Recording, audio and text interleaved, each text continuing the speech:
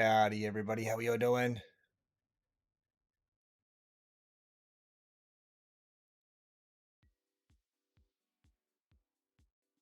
All right, let's what we're going to do today, we're just going to randomly jump into a Zwift race. We're going to just like commentate it just for some shits and giggles. Let me see if I can let's get this stuff going. Let's get it up. Where is my Here we go. There's a we'll get a camera. Check. Got a camera. Check. Got a camera. All right. Let's get a game up.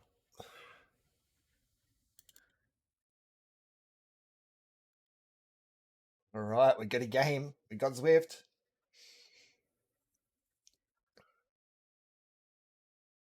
You pull screen. Let's do it. Yep, let's join the race. All righty, everybody. Here we are today. We are in the 3R figure 8 Hilly race. 1 lap. 29.2 kilometers.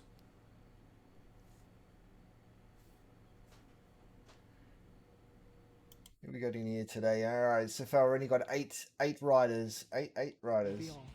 For more information on the rides and training that we offer. All right. Give me 1 second. Race fans, give me 1 second.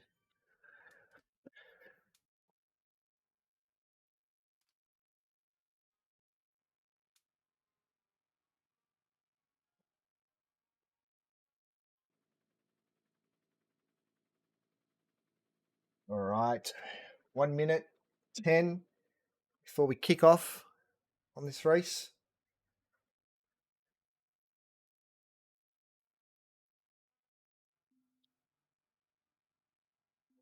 Okay.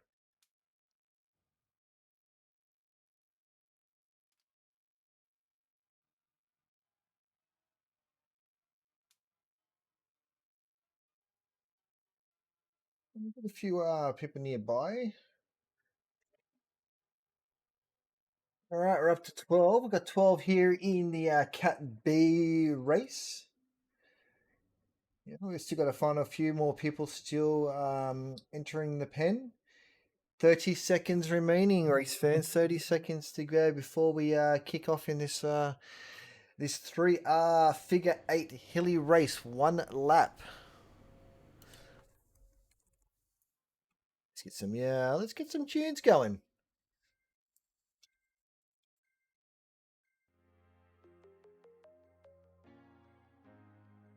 All right, and we're about to kick off, and we are off and racing. All right, here we go, race fans.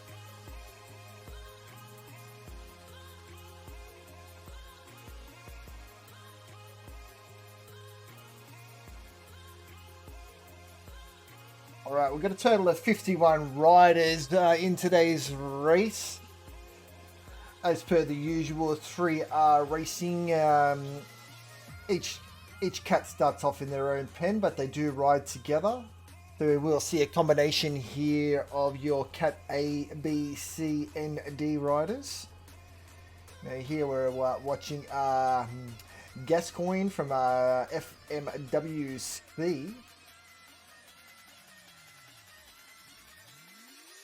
And so far the pace is quite tame.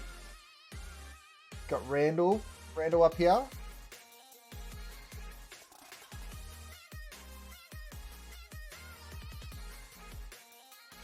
right, well, we're just like starting our first ascent of the race. Figure 8 Hilly race. Hey, Sap, how you doing? Welcome to the stream, buddy. We're just doing some random, like, let's just jump into a race and let's just do some commentating. Let's just call it. Let's call the race. Oh, look at this guy. Durback. D-grader, Cat D, sitting up there in the front pack at the moment. He's doing well. I saw another D-grade up there as well. Song from China. Yeah. A couple of these D graders are doing well there. They're sitting in the front pack at the moment.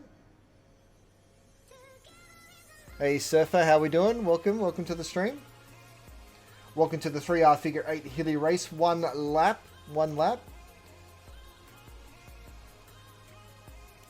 Got some really good representation at the moment in the front bunch. We've got A, B, C, and D cat riders sitting in the front.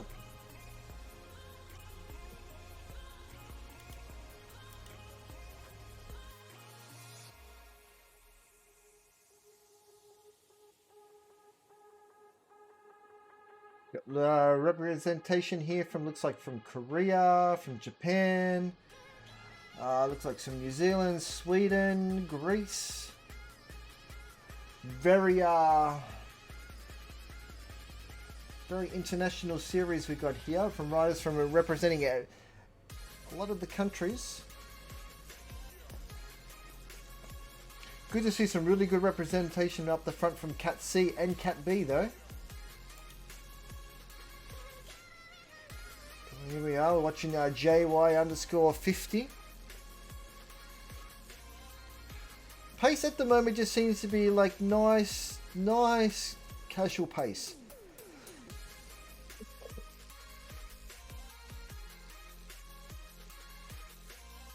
Let's jump over to Randall. Randall from Australia. Looks like he's Paul Randall. Sort of stats we got here on good old Paul Randall. Looks like he's a 43-year-old from Australia. Level 35 on Zwift. Good job, Paul. Good job.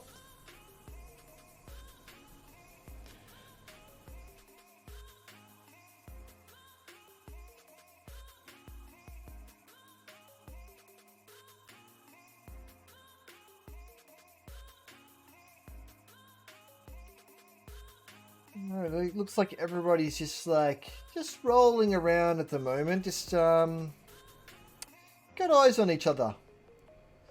Waiting for somebody to make a move, it appears. So who's going to make first move?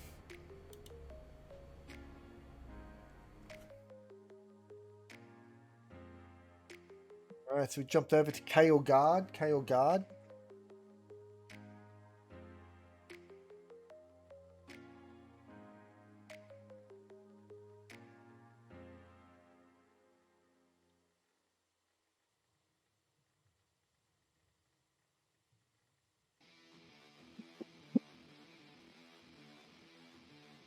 Alright, now we're watching Miller Broccilia.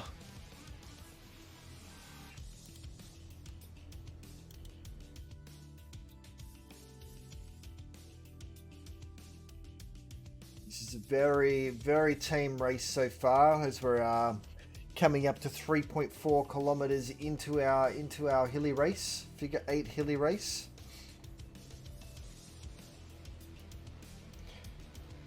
Here at the moment, we're just sitting with Ryoji Kudo. Ryoji Kudo from Japan. Yep, 25-year-old comes out of Japan. Whoa, look at that beard on that guy.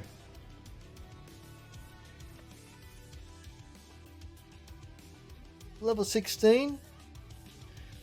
Fairly new to Zwift. Doing well though to be sitting in the front pack at the moment.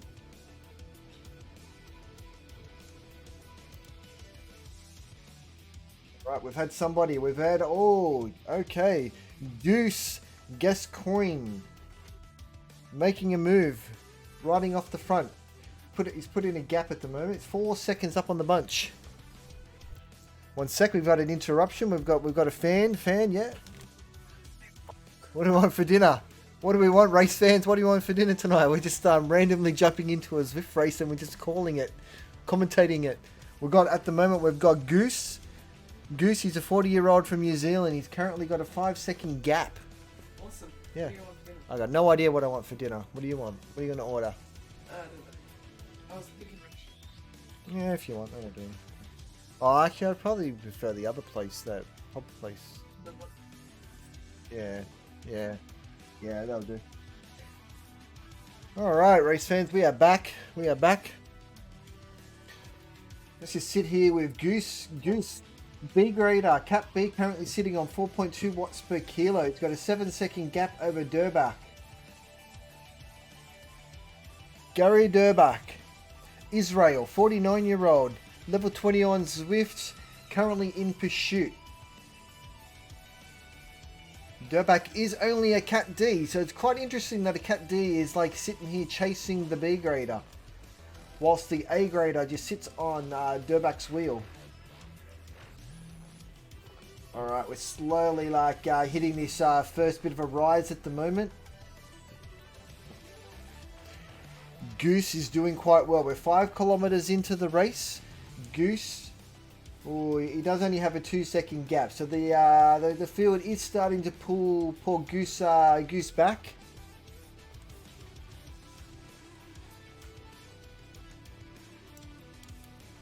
Okay, all right. Goose is being caught.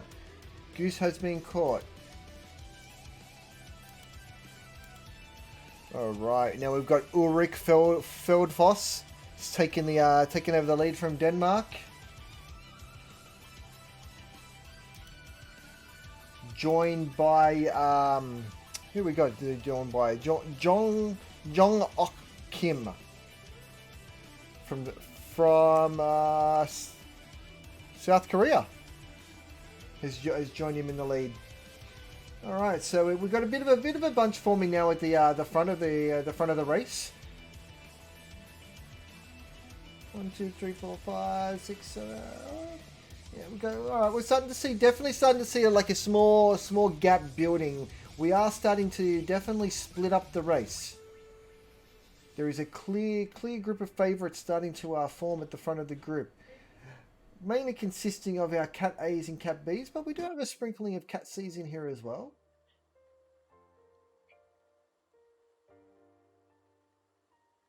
Massive kudos to Mukuzai from Andorra, 45-year-old. Doing very well to be up in this front bunch with the other Cat A's and Cat B's.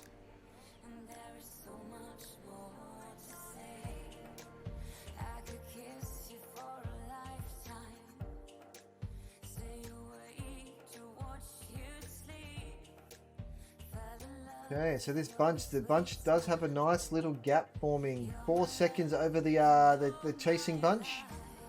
So back in the chasing bunch, we got like 5, 6 riders there in the chasing bunch.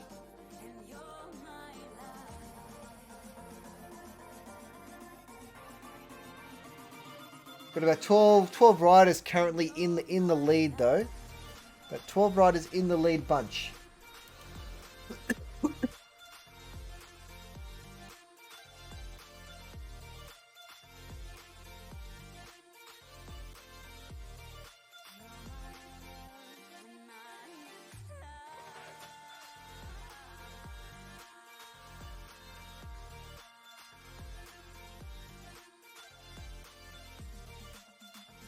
Looks like most of these riders now are just taking it easy.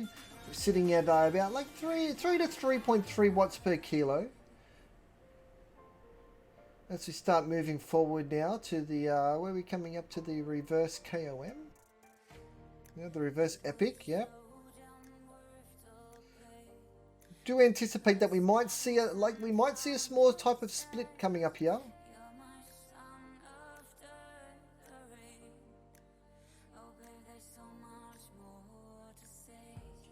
Group is starting to stretch out a little. Let's keep our eyes on Paul Randall. Paul Randall, he seems like he's got a good bit of form than this Mr. Randall.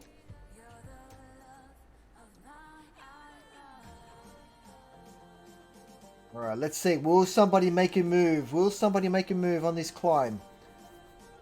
Perfect opportunity to launch an attack. Oh, Randall, he's on 6.3 watts per kilo. Oh, Broccoliar. Okay. Doesn't appear that anybody is launching an attack though, but we just do have a few people driving in on the front. Ulrich from Denmark, currently sitting on 6.5 watts per kilo. No, we're up to 7.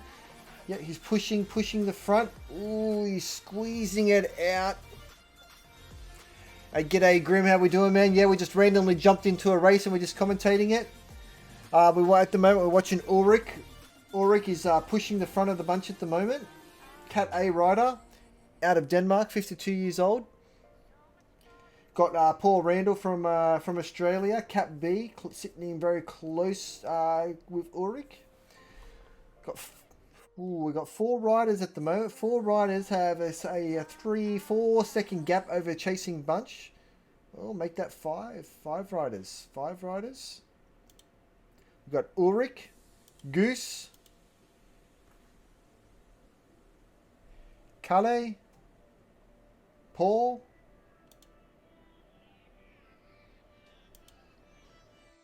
and Stefan.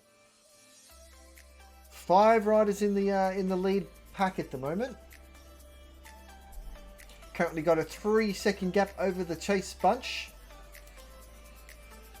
Chase bunch is currently led by Yong OK Kim, joined by JY _ 50. So we've got two chasers at the moment. It looks like the two chasers are just about to bridge the gap, and looks like we're just about to form a group of 7. About to form a group of 7 riders off the front.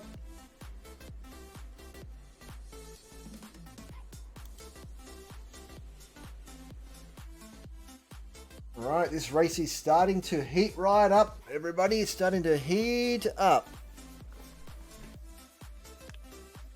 Okay, we've got a group of 7 riders. 7 riders.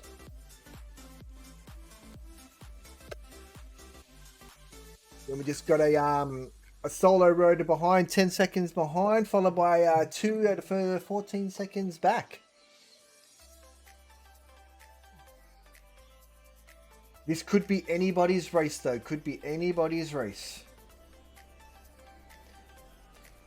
We're only seeing representation up here at the moment of Cat A and Cat B riders, which we would have expected the Cat C's to struggle over the that reverse Epic KOM first section. It was always going to be quite difficult for them. Was that the reverse Hilly? Whatever the hell it was, people got dropped. People are in the lead. We've got a lead group. We've got people behind. They're chasing, but they can't chase. They're not getting anywhere. They're going backwards. So we've got a group of 7.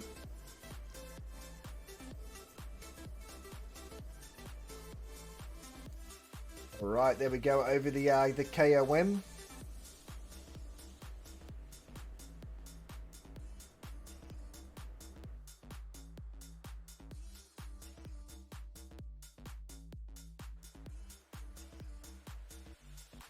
All right, now we got the lead pack pushing down the descent. Nobody hit the super tuck at all. Oh, actually, no, we got a few in the super tuck. We do have a few in the super tuck.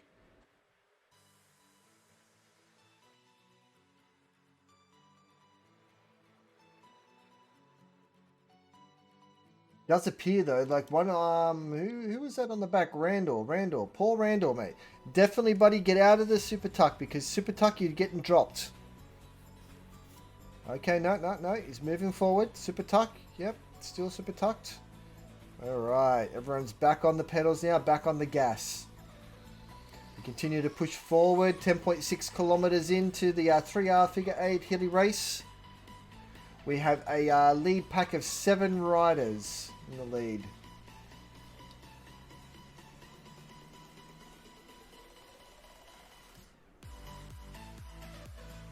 Looks like we got, what do we got up here? 4 Cat A's and 3 Cat B's in the lead bunch.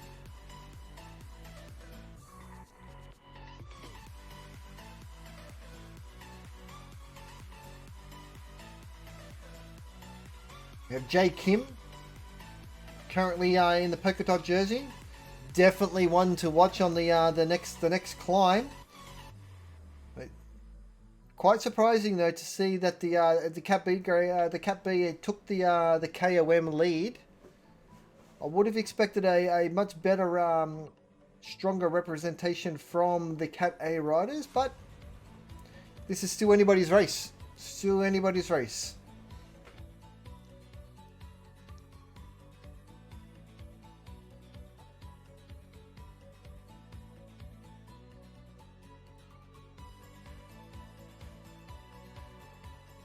Okay, we've finished basically the first half of the figure eight, and we're going to go start to commence the second half.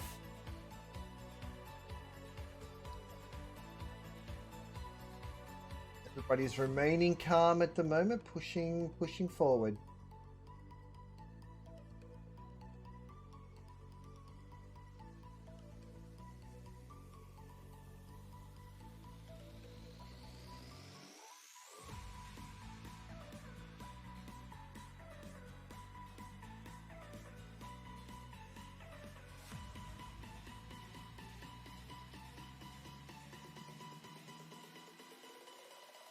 So let's just jump around. Let's just see how everyone's going. Calais, 144 BPM. Ulrich, Ulrich is doing this easier, sitting down at 126 beats per minute. Jong, he's up there a bit, like 156.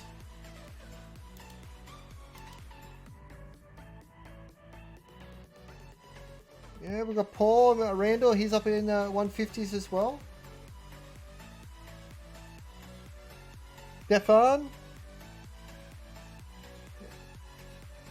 145.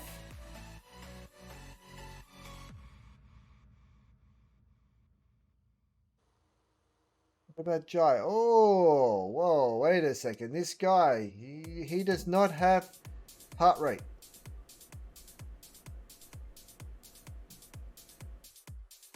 No heart rate with this fellow.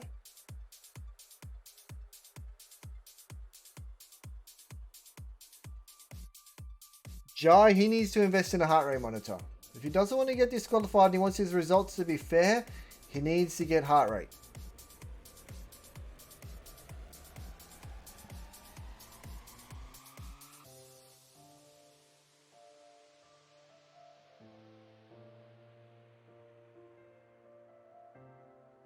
But Ulrich seems to be the one. That is the least under pressure. Heart rate is nice and stable. It's sitting down here at 130 beats per minute. Let's take a little bit more look into Ulrich. 52-year-old from Denmark. It's level 33 on Zwift.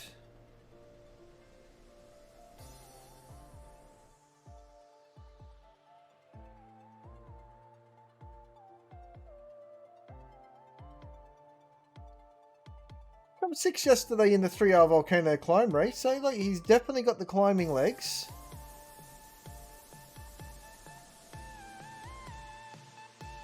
Ulrich will definitely be a person to watch.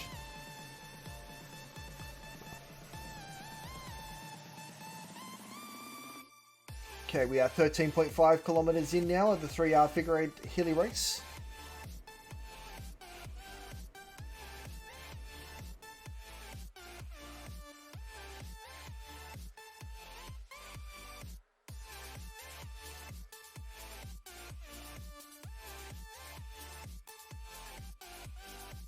We've still got the 7 riders in the lead pack.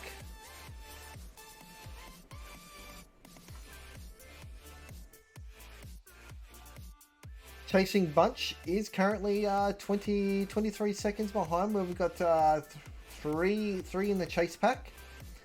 They are not making any ground though on the lead 7. So definitely this race will be coming down to someone in this lead 7. This lead 7 will be where the winner of this 3R figure 8 Hilly race will come from.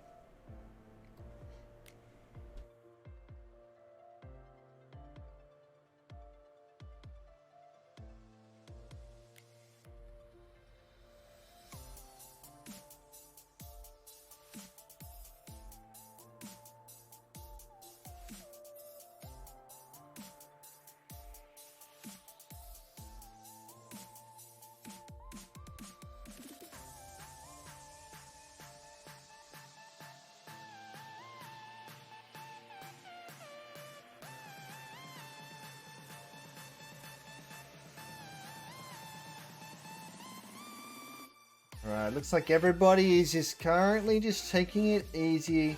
The calm before the storm.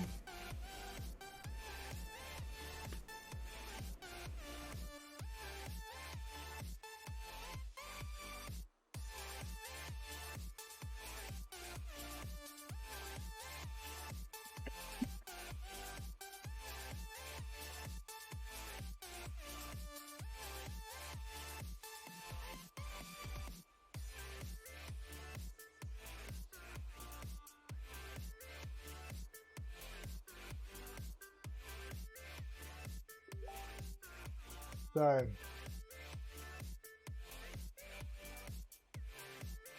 here we are over at Stefan. Currently sitting at 150 beats per minute. Still doing this nicely. Sitting on the wheel of Calais Guard.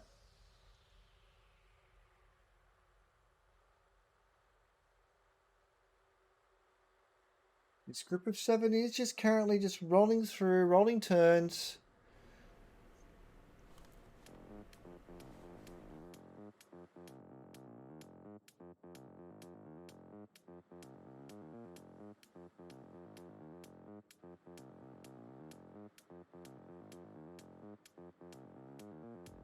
Just nicely rolling through now. They know they're not going to get caught by the chasing pack. So now they just got to ease into this and then just fight it out between themselves for the victory. We've got 4 in the Cat A, 3 in the Cat B. It is anybody's race. It is wide open at the moment. All it's going to take, someone could just like nice hit out on the next climb. Nobody chases and they might just get the gap.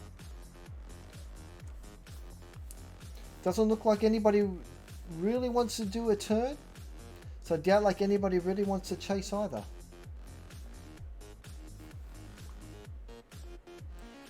So they're all just like rolling their legs over at the moment. 16.4 kilometers in. We're coming into the back half of the race.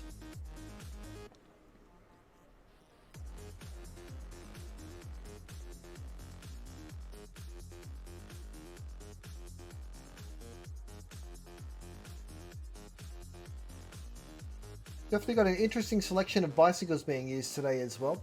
Quite a few Trons. Trons is normally a safe bike of choice.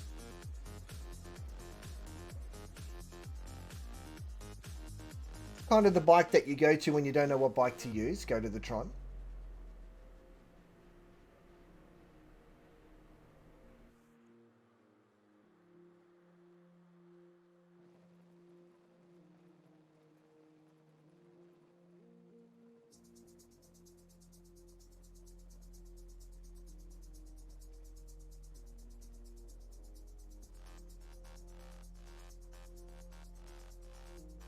Question is who's going to make the move first?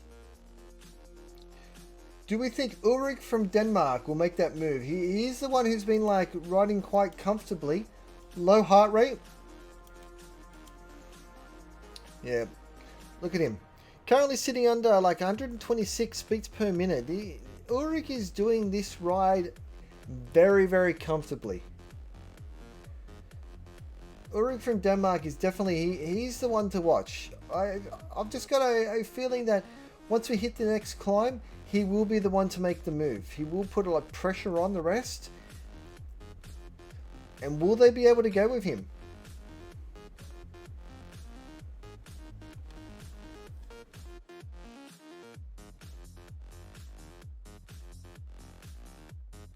Will Yong Kim. He was the fastest time up the previous KOM. Will he be able to still stick with the group?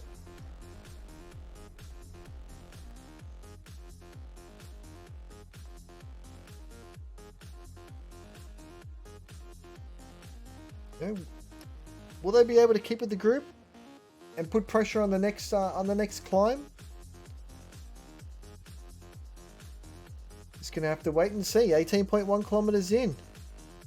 Not far to go, race fans. G'day Physique, welcome to the 3R Figure 8 Hilly race.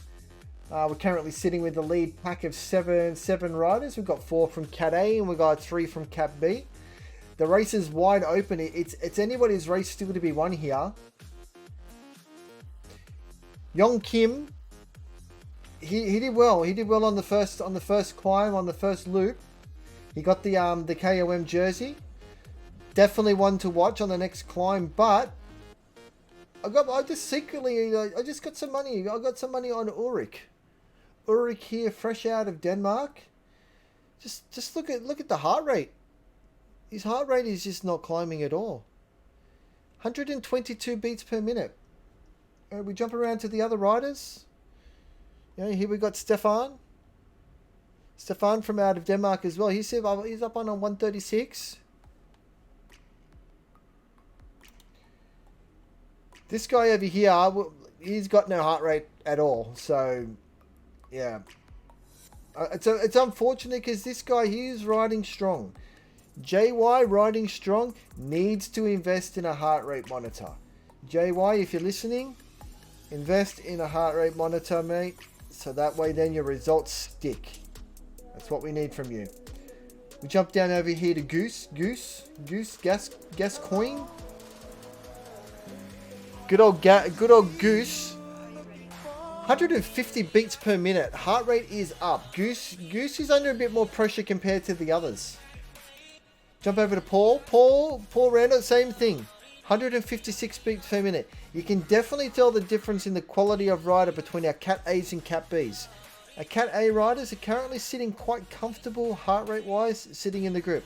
The Cat B's, bit more strain on the heart there. They got that. The heart rate is up. But let's see what that means in the end though. This is still anybody's race. Anybody's race.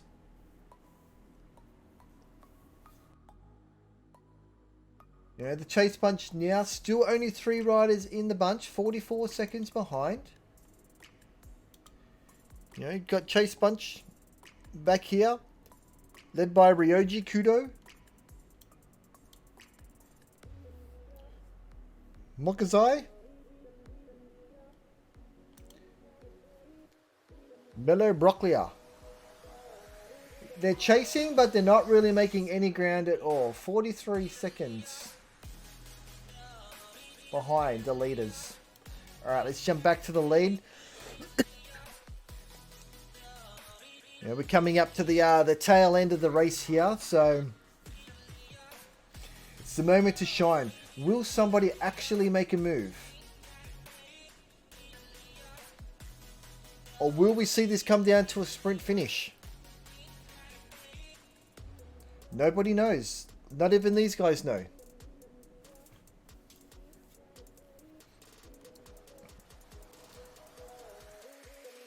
Just currently sitting on a nice comfortable 3.5 to 4 watts per kilo. Just rolling along, rolling the turns.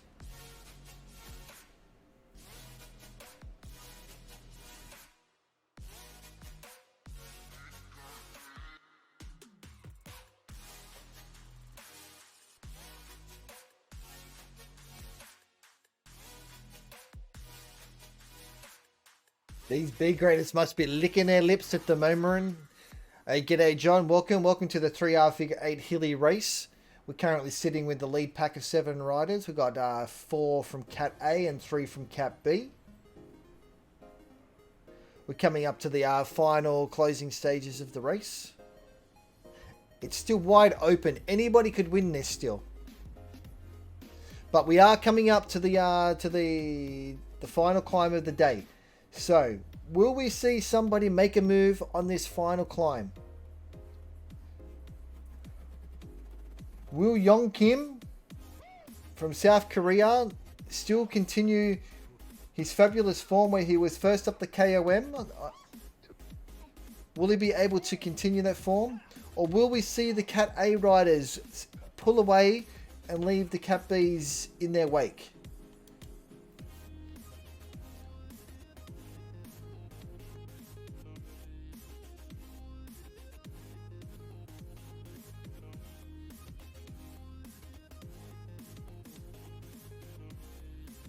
All right, we're currently sitting here with Ulrik Feldos from Denmark. All right, this is game time. Will somebody make a move? Ulrik has been looking good form. Heart rate's been down. Yesterday he did come 6th in the Volcano climb, the 3-hour Volcano climb race. So Ulrik definitely has form when it comes to a climb. Oh, yep, look at Ulrik. 8.5 watts per kilo, 8.7. Oh, look at this behind though. Look at this behind. Here we have Stefan. Stefan was pumping out 9.2 watts per kilo to jump onto Ulrik's wheel. The two Denmark boys, look at them go, working together in tandem. But Ulrik just seems to have that edge over the other riders. He's pushing that 7.3 watts per kilo. Oh, but Stefan keeps on digging in. He's digging in just to try and keep on Ulrik's wheel. Oh, this is a tussle between the two from Denmark. They're definitely putting a gap into the others though. But quite surprisingly though, we are seeing Paul Randall and Goose. The two Cat B riders were coming in 3rd and 4th. That is quite surprising though. Very interesting to see Yong Kim, our KOM leader from the last climb. He's already lost 27 seconds to these leaders. That is just crazy how quickly he has lost time. But Ulrik is pushing forward on the climb, but Stefan just digging in deep. Those constant hitting that 8.3 watts per kilo, just digging in, trying to keep up with Ulrik, and they're over the top. They are over the top. Ulrik took the KOM. He's got the jersey. But Stefan right on his wheel. They've got 11-second gap over the chasers of Paul and Goose, the Cat B riders. Brilliant effort by those two in Cat B. Just to be able to be in striking distance. Can they work together and catch these two Cat A riders? Will the boys from Denmark, though, hold off the rest of the field? Wow. This is exciting, everybody. This is exciting. Stefan, though, that was an impressive performance on that climb, though. How he just dug in. Ulrik just sat on a nice constant pace, and Stefan had to dig in multiple times, though, to try and get on that wheel and sit in there. He did it. He got in. He sat on the wheel. He's in. He's in the slipstream of Ulrik. Man, this is anybody's race now. Anybody's race.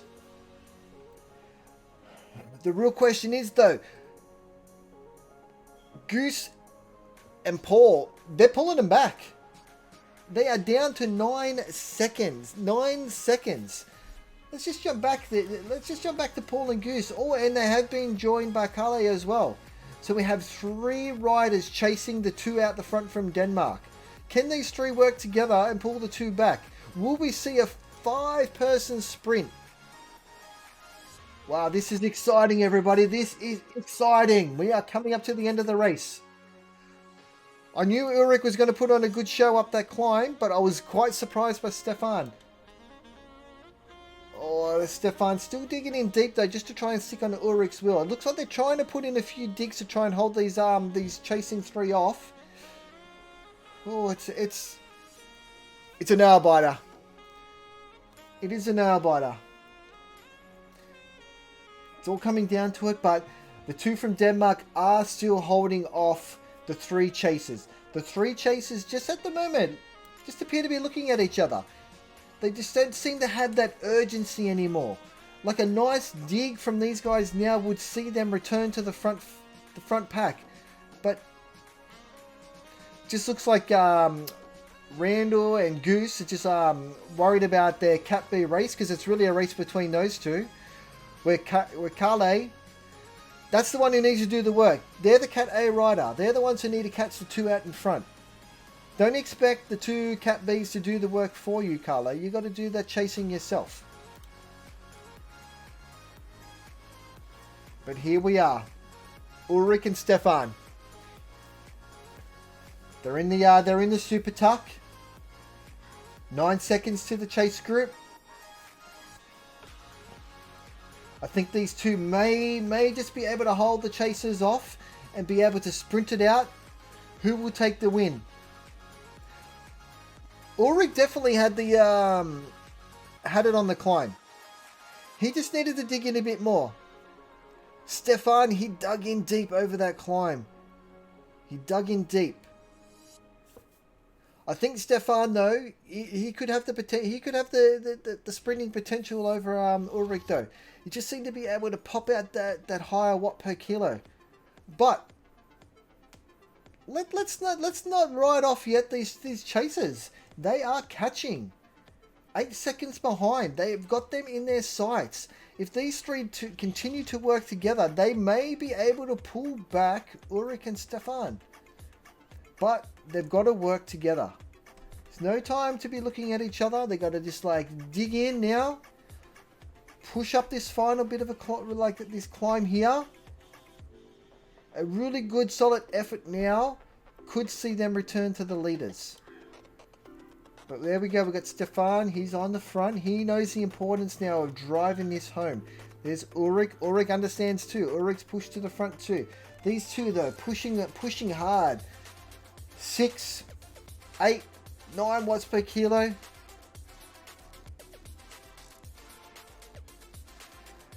Yep, John, it might be clunky, man, but we're doing the best that we can here, brother. We're doing the best that we can.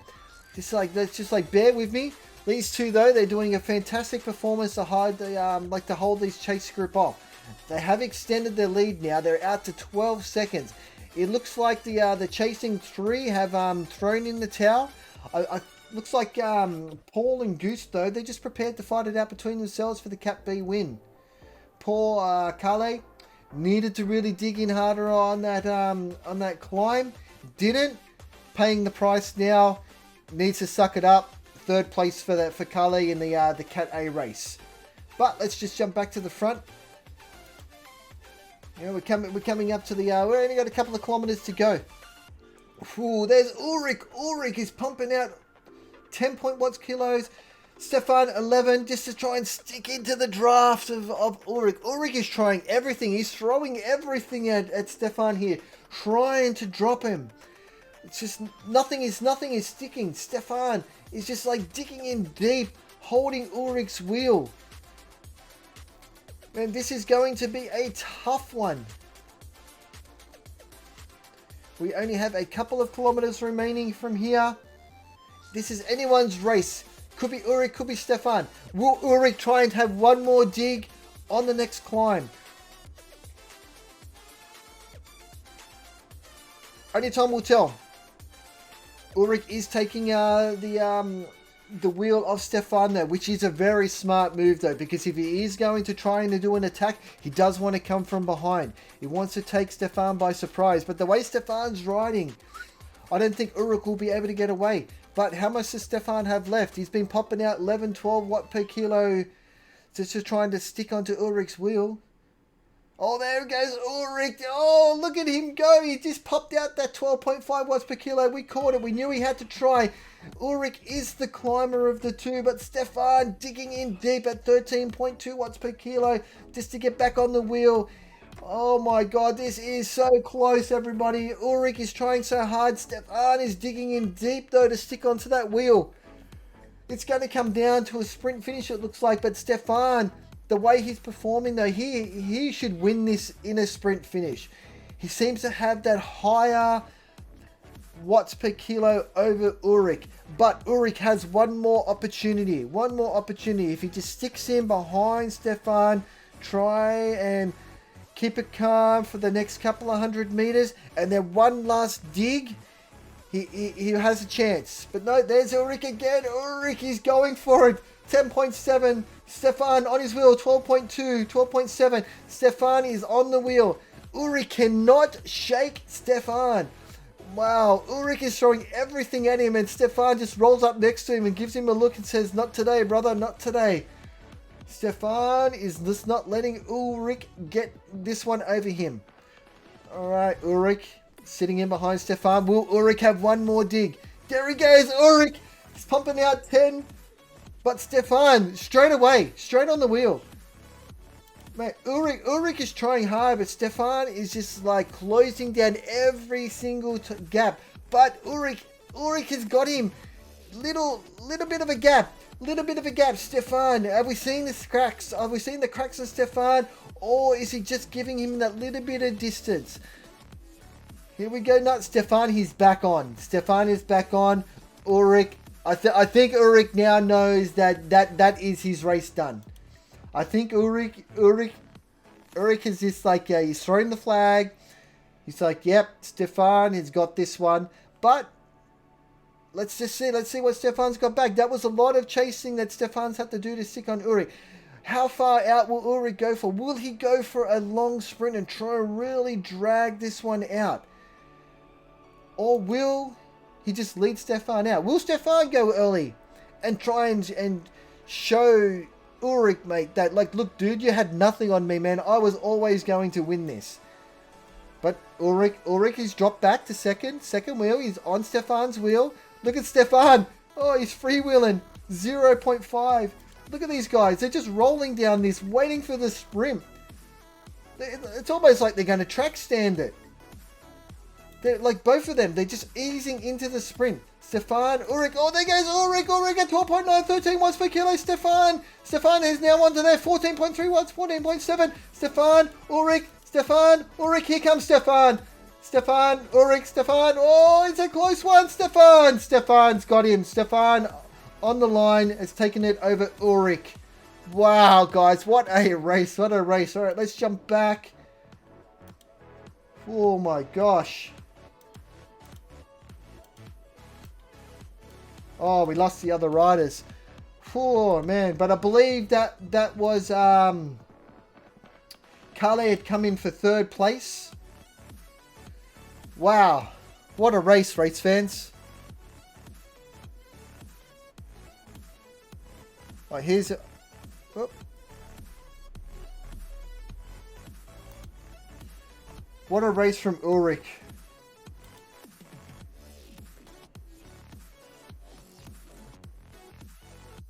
What a race, guys. That, my friends, was like we knew it was going to light up. We called it. We knew that Ulrich had to make that move on that last climb. He was the climber of the group. And as we called it, he made the move. I was not expecting Stefan, though, to be able to like dig so deep. But Stefan, he dug deep. Every time that Ulrich went, Stefan, mate, he just dug in deep and was just able just to claw him back and just jump on that wheel. Impressive performance from Stefan. Very impressive. And then Ulrich still, like, all the way to the end, like, did not give up. Took every opportunity, every little rise to have another go. But Stefan fought back. But really in the end, though, Stefan, he had to pull out over 14 watts per kilo, though, to be able to get over the top of Ulrich in the end, though. So, Ulrich definitely very, very strong. But, yep, Stefan, yeah, I agree, John. Stefan, he just seemed to have that little bit extra. Brilliant race, guys. Brilliant race. Proud of them. Very proud.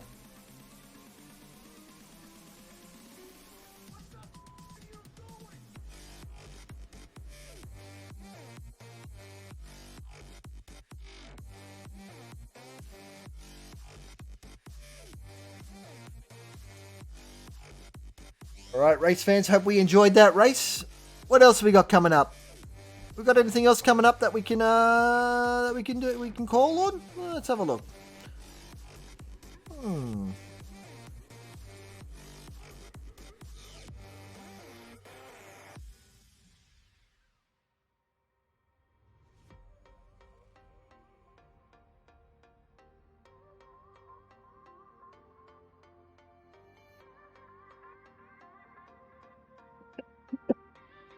Oh, yes, John, it was good to see a bit of cat and mouse, that is for sure.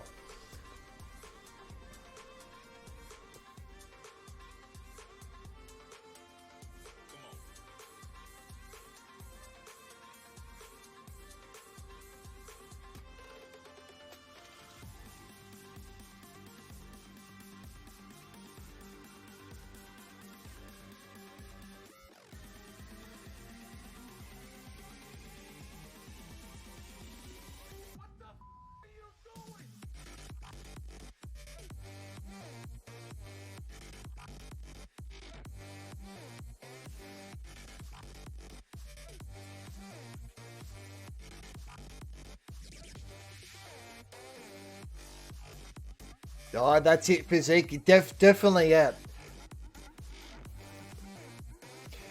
But like, yeah, we were calling it here in the commentary box though. Like, we knew that Ulrich had to, he had to really dig in on those little climbs.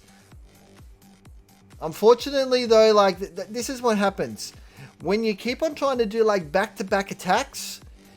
You're eventually going to fatigue. Really, Ulrich, he needed to go a harder, stronger attack on that KOM. He just set like a nice, easy pace for himself, which allowed Stefan just to be able to continue to dig in deep and hold it. Really, Ulrich needed to punch it on that KOM. He needed to punch it. He needed to really put more pressure on Stefan to make him really work for it. Before they got to the top of that KOM, he really needed to punch it again and make Stefan have to dig in and chase him hard.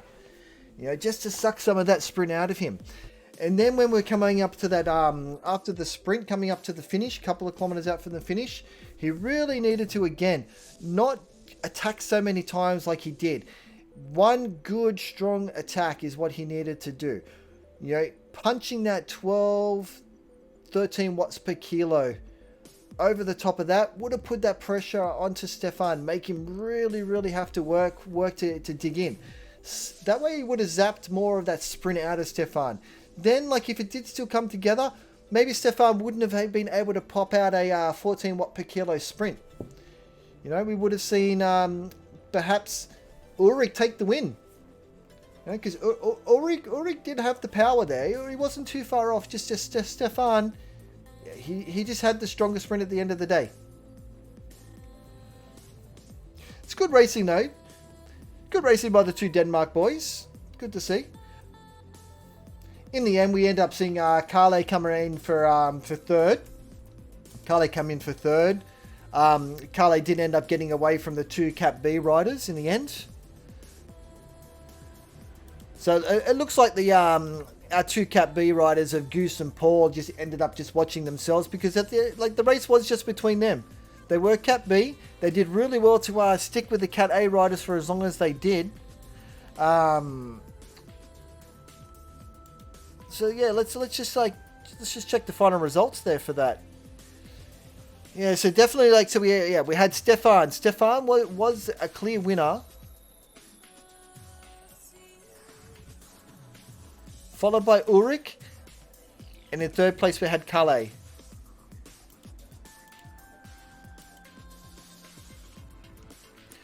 Then in Cat B, it was actually Goose.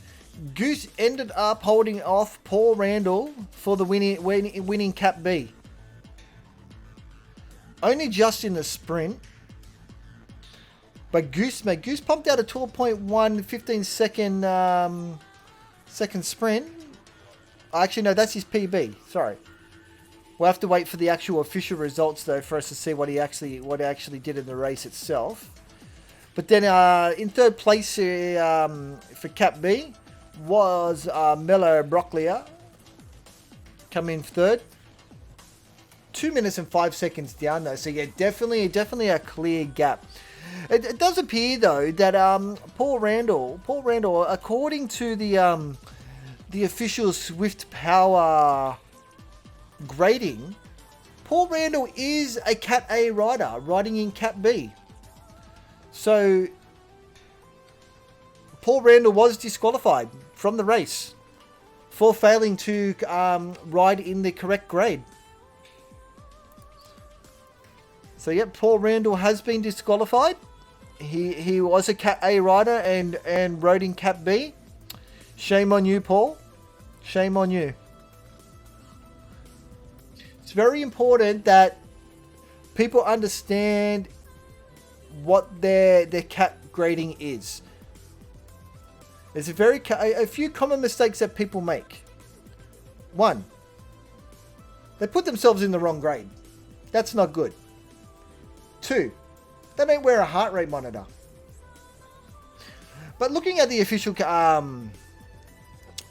Zwift Power, I can definitely see why Stefan was able to win in the end. Stefan is categorized as an A+ rider, where Ulrich is only categorized as an A. So Stefan was definitely the stronger of the two, ranking wise.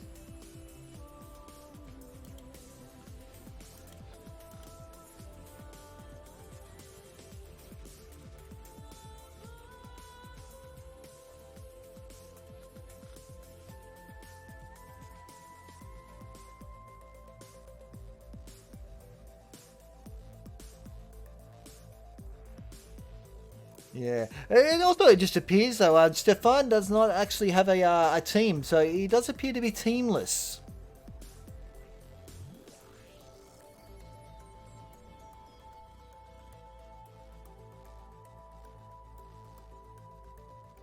Not surprising though that these guys could climb like they do. Stefan, 188 centimeters tall, but only weighs 74 kilos. Ulrich, 181 centimeters tall, weighs 70 kilos. You can definitely see like why they were able to drop poor Kalle guard. Kalle, 188 centimeters, but weighs 81 kilos.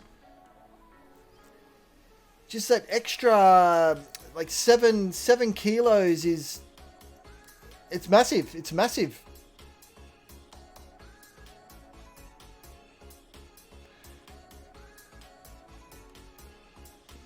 Really exciting race in the end, though. It's just a shame, though, that it took the whole entire race for us to actually get some excitement out of it.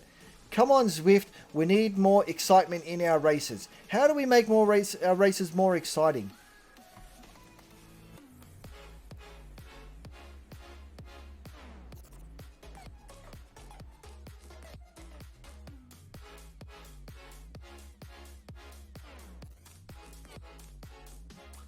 But yeah, in the end, in that sprint, so we saw 5-second power averages. Stefan 11 watts per kilo. Ulrich was 10.7.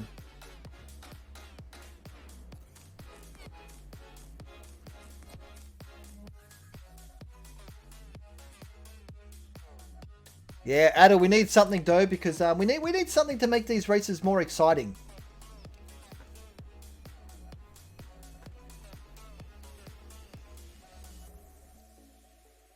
But that was a good, like, fought-out battle in the end between Stefan and Ulrich.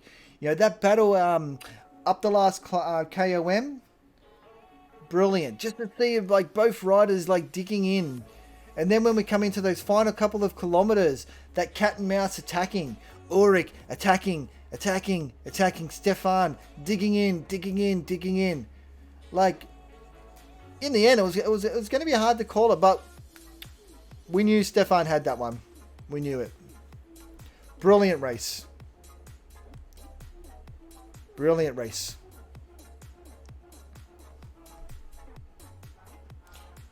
All right, what do we got?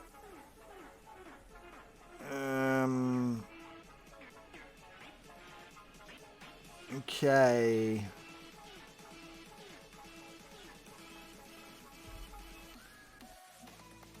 Alrighty, everybody.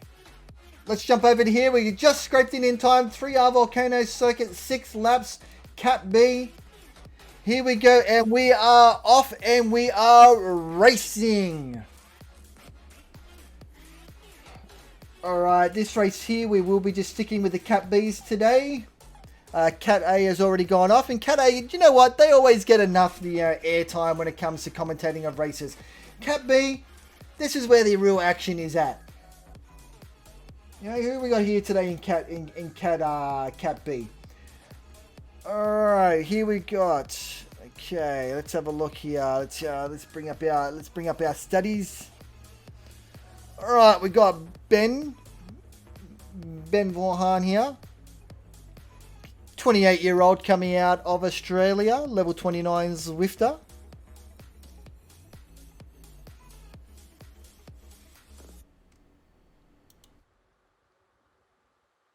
Preben Olsen. Oh, we got a guy here from Denmark. We know what these Denmark guys are like. That's who we saw win the last race. First and second place did come out of Denmark.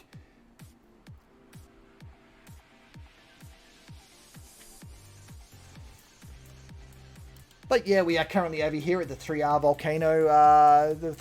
Volcano, circuit race. We've got 6 laps of the Volcano circuit. We are running in a, I believe it will be a clockwise direction. We'll be doing it in a clockwise direction.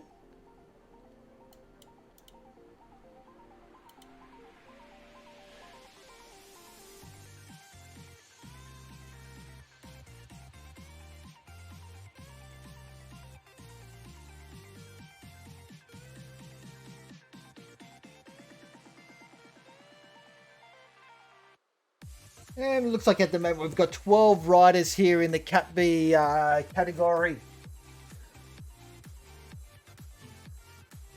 Looking at the Zwift powered data, I do believe straight up, we are going to end up with at least one disqualification. Ben is categorized as a Cat A rider riding in Cat B. Ben, congratulations, sir. I think you're going to get yourself disqualified. So, unfortunately, we will not be pretty much focused on Ben's performance today because he is riding in the incorrect cat grade. So yeah, we'll keep track of the other riders.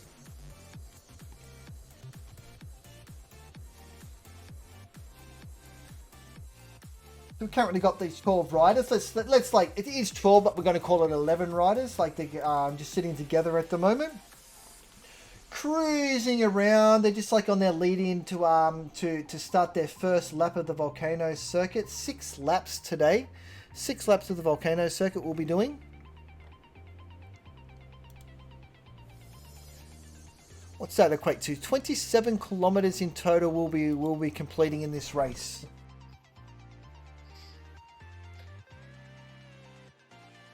It's really nice though to see, guys, that the races started off not in normal typical Zwift style. It started off the pace. It's nice. It's a nice. The group is sticking together.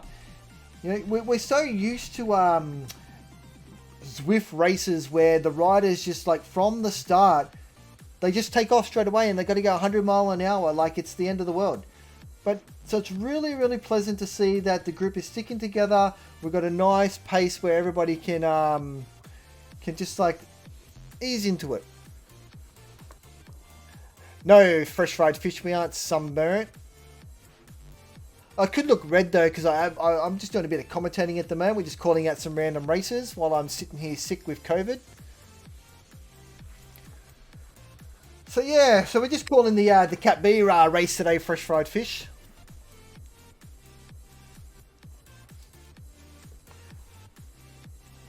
Here we are at the moment. We're riding on board with Michael 6 from France.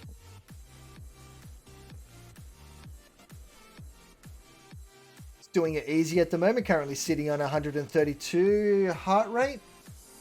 Cruising along at a nice 250 odd watts. I guess the call though today though, like will this group just like 6 laps? Will they just cruise around as a bunch? Will we see somebody attack on the little pinch? You know, the little pinch on the Volcano circuit.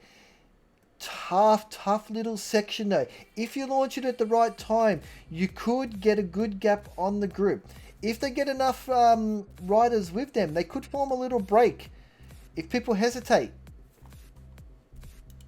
Or will Pack Almighty, regardless, still bring it back together?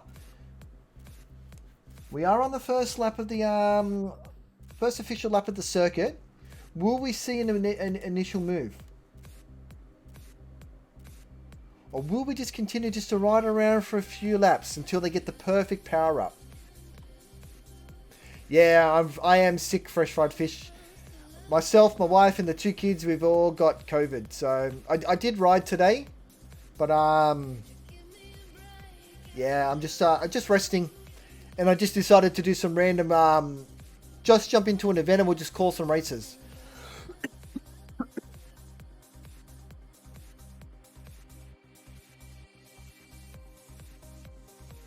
Yeah, physique. See, that's the normal. Max sprint out of the gates and then basically within the first 200 meters you've blown up and you've lost it.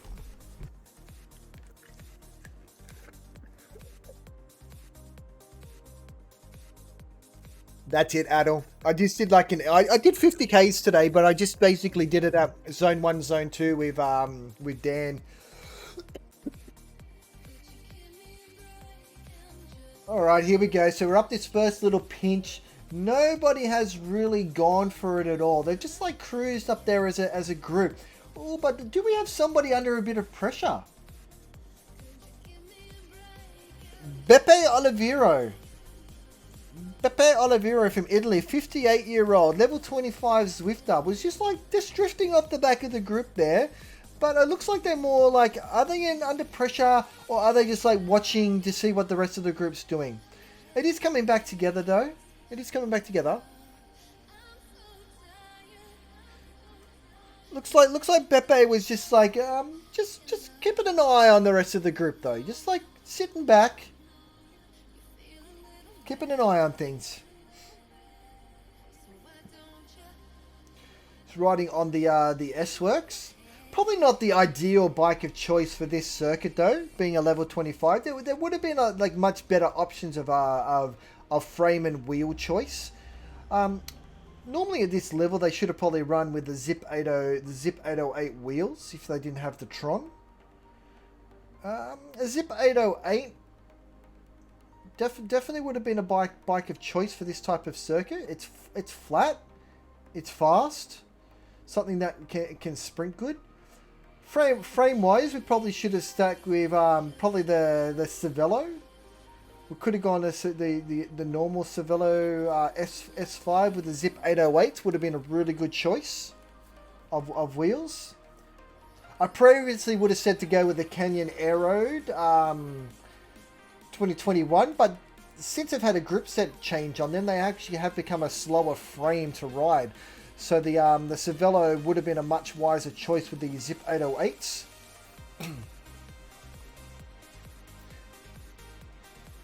So we will see them struggle a little bit more later on in the race, especially when it does come down to putting the power down.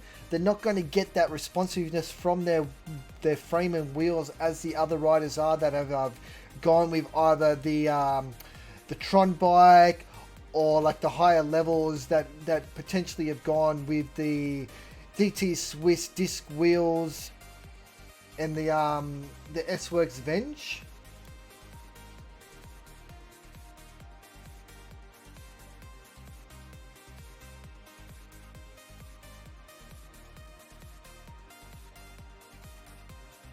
Yeah, definitely. Adult 808s are a good wheel of choice while you're leveling up for, especially for the flat courses. It's going to be your fastest wheels for flat courses. If it's still got a hill, then definitely want to look at something different.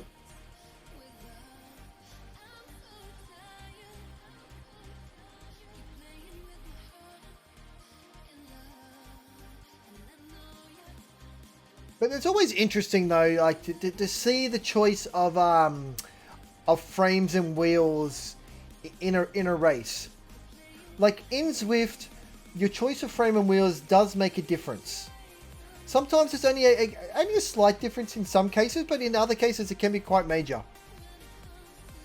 Yeah, Felty 454s, yeah, good all round choice, definitely.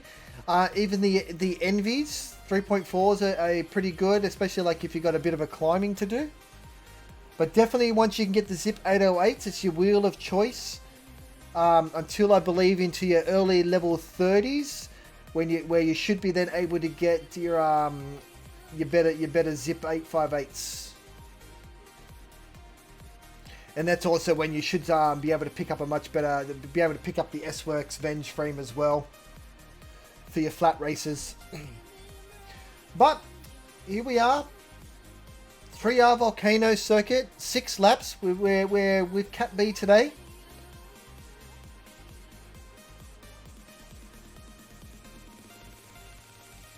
We've still got the 12 riders in this lead pack. We do know that one rider, young Ben here, Ben is a Cat A rider, has entered in Cat B.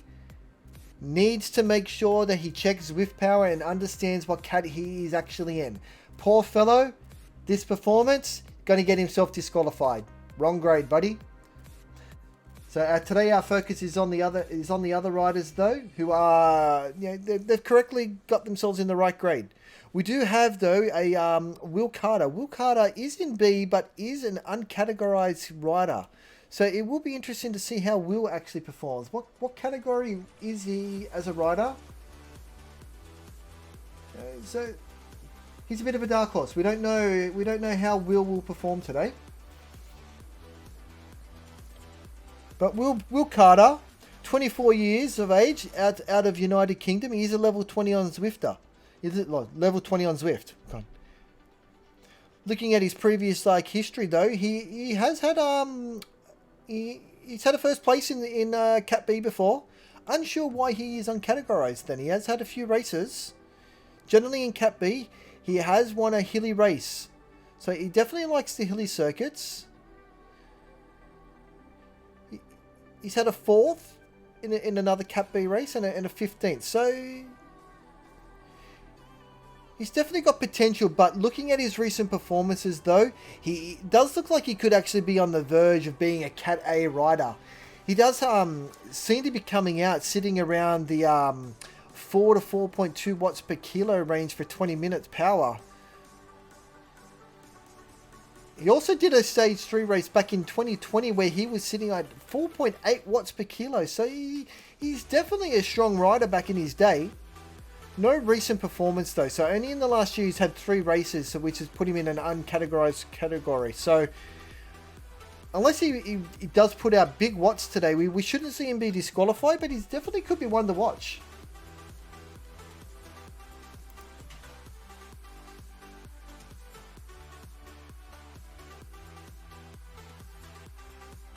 Alright, so still continuing along, bunch of sticking together. Nobody's really done anything. It's very tame race so far, very tame.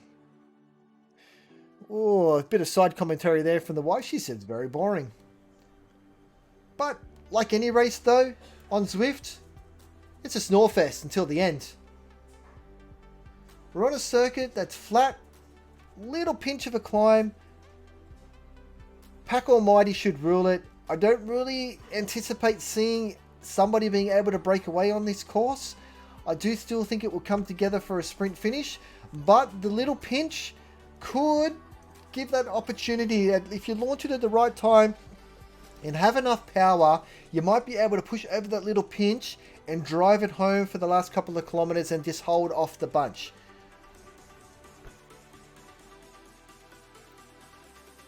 Who else we got in here today?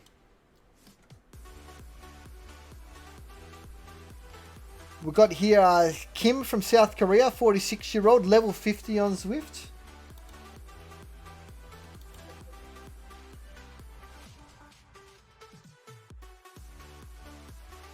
Here we go, we've got Cabral, 45 from Portugal, level 35 Zwifter, no, level 33 Zwifter.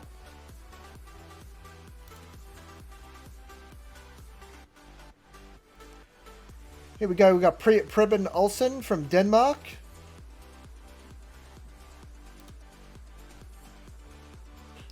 Hongzhu reigning out of China, level 39 Zwifter.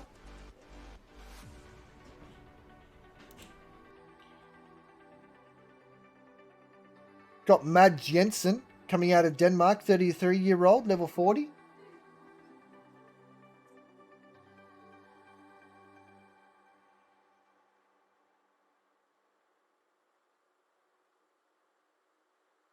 Got Mark Quass from Belgium, 48-year-old, level 30 Zwifter.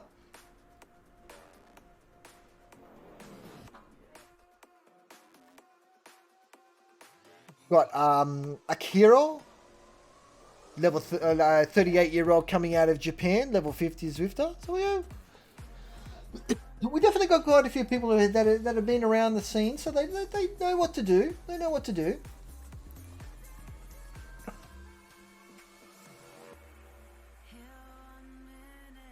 In the B category though, like our top ranked rider in B category was Beppe Olivieri. They're the highest ranked.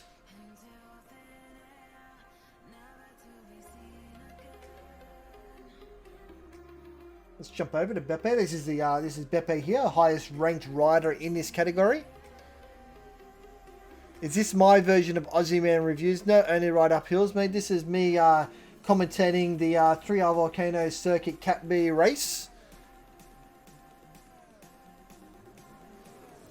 I'm just trying to like highlight all these races that don't get much publicity out there. You know, like these guys deserve their moment. You know, we need to be able to highlight, you know, Cat B, Cat C, Cat D riders. It's very important just to give them some airtime. They have some brilliant races that are so competitive and close.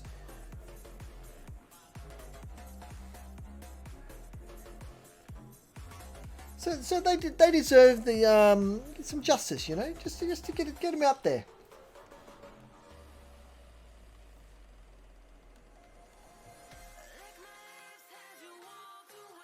But so far though, it's been quite tame. They're just like rolling around, having like a leisurely chit chat. So the race is definitely wide open at the moment. Definitely wide open. Hard to pinpoint though, like, do we have a clear favorite? Do we have somebody in this group that we clearly can feel like they can win? Let's look back at the stats though. Some very important stats for us to look at though would be 15-second power. Oh, we got some food here. Oh, thank you, matey. All right. So looking at the 15-second power, it looks like we've got Walker out of Great Britain. Here we go. Just jump over to Walker. Goat Walker.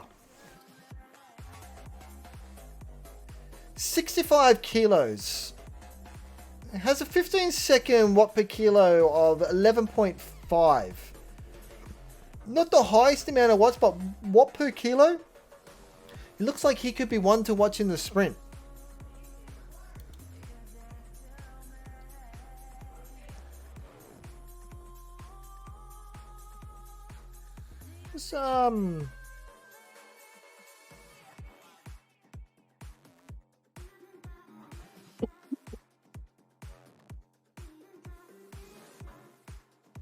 Yeah, we're just having a look and checking out his stats here. Looks like his best. He has been able to push out 15 watts per kilo for 5 seconds. So he's definitely going to be one for us to watch in the sprint. So we'll keep a close eye on Goat Walker here, reigning out of Great Britain. I think he's definitely going to be the one to watch in the sprint. 46-year-old, level 45 Zwifter. He's riding on the Zwift concept bike. So yeah, let's just keep our eyes on him. I think he's going to be our man to watch in the sprint.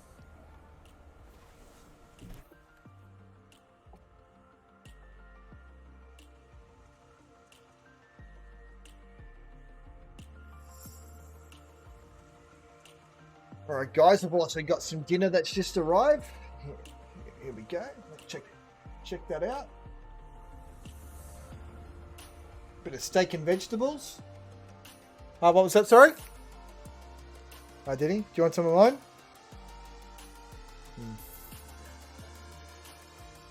Yeah, so we've got some steak, some vegetables.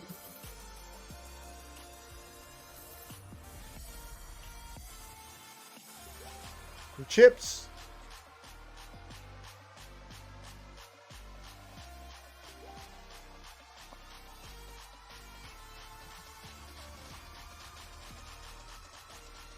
All right. So here at the moment, yeah, we're sitting here with Goat.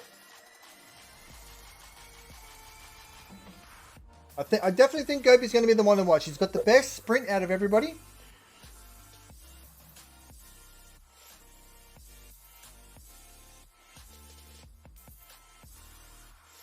The way the bunch is riding at the moment, though, they're definitely bringing this into like a sprint finish, though.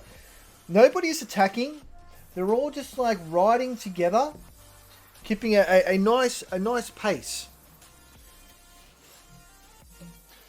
So riding it like this though is definitely Yeah, it's definitely going to lead us to a sprint finish, which is what we were expecting though anyway on this type of course.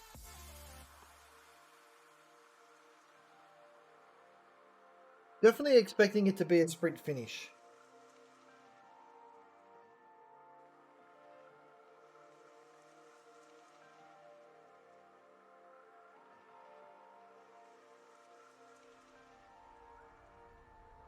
The course is flat. We only have a really like this is like a little pinch. We're 14.7 kilometers into the race.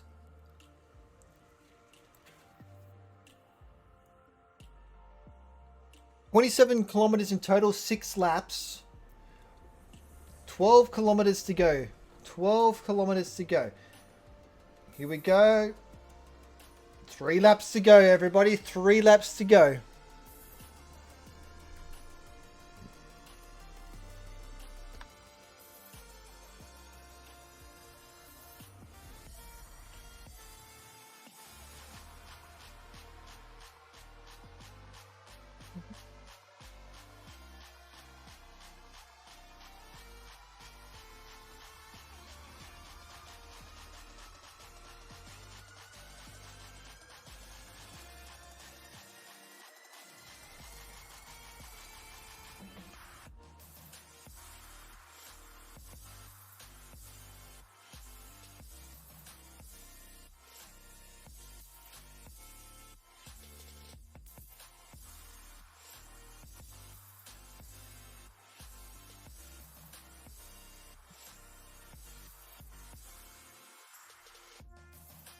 Right.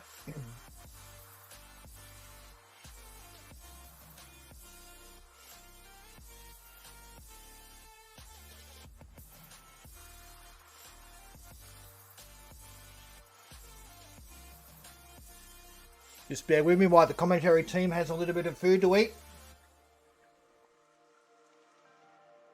We are getting down to the to that nail-biting stage of the race, though. We are now we're into the final third of the race.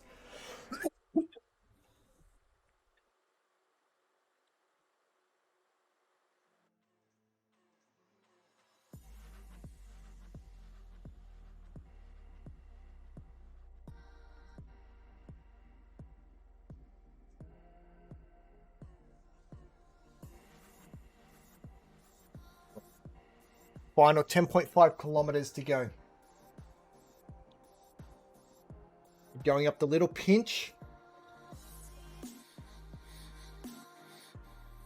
This is a section that we do anticipate that somebody will eventually have a dig up that section. Beppe, like, is one to watch. Like, very interesting from Beppe, though. Like, every time we come up that little pinch, he does drop off the back. If he keeps doing this, though, it's going to get to a point, though, that he will not be able to bridge the gap. Because we do know in Zwift that pack almighty rules. If you let that pack get too far in front of you as a solo rider, you are not going to be able to bridge that gap. You're going to have to put in too much effort.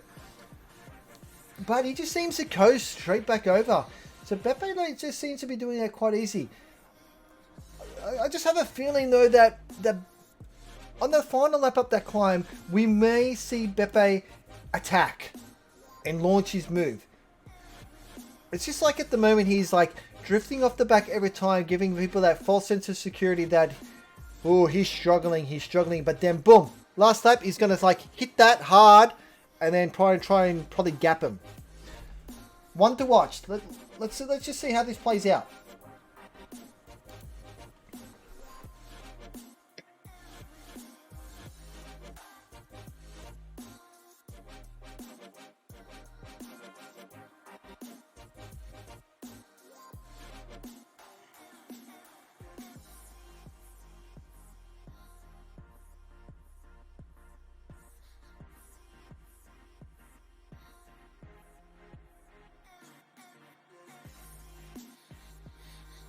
So what do we reckon, chat? Do we have any predictions on like who we think will take out this race? I still think at the moment the money is on Gope. Gope Walker from Great Britain. On paper, he's the best sprinter. So if it comes down to a sprint, I think Gope is the one for us to watch. Gope Walker. I do think though Beppe will have a dig on that final pinch. He will try and spice it up.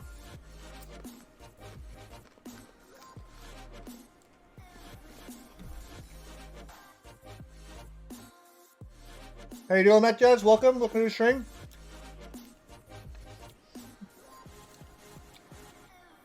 Glenn. Who the hell's Glenn? Physique, who's Glenn? There is no Glenn here. There is no Glenn. We got Gope. Gope Walker from Great Britain. Matt Jazz, you're going to be racing in 1 hour's time. What's the race that you're doing? What race are you doing, Matt Jazz?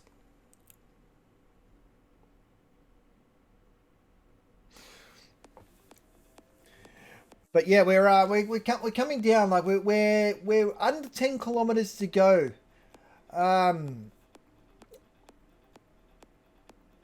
Not a very exciting race. Let's just say that the group hasn't done much. So like we're really waiting. We're like hoping though that somebody actually does something.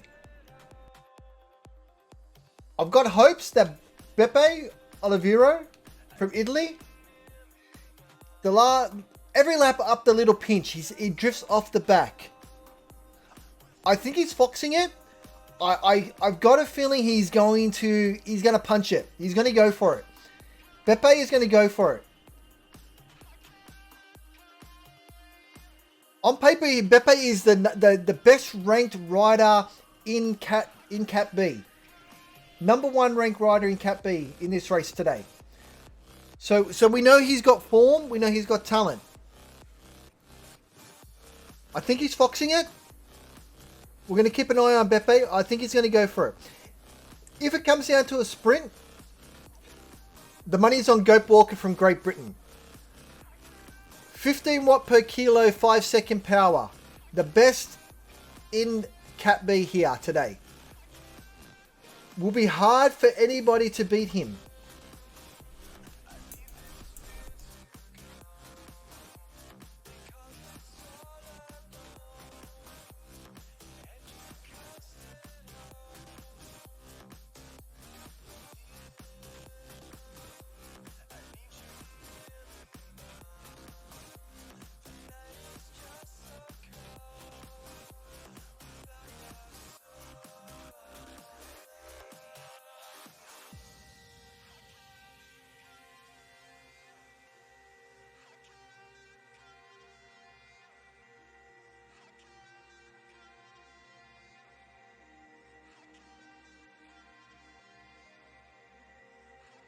The VirtuSlo, New York KOM, 13 riders.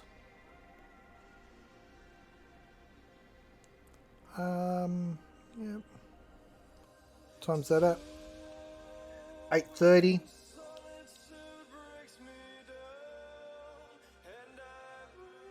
All right, Matt Jazz, I've got that one. I got that penciled in. I'll see what I can do.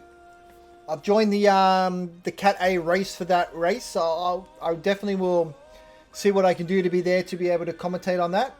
I try not to commentate too many Cat A races though, because Cat A's already get enough airtime when it comes to commentary. Like I do feel some of the other races deserve it. Oh,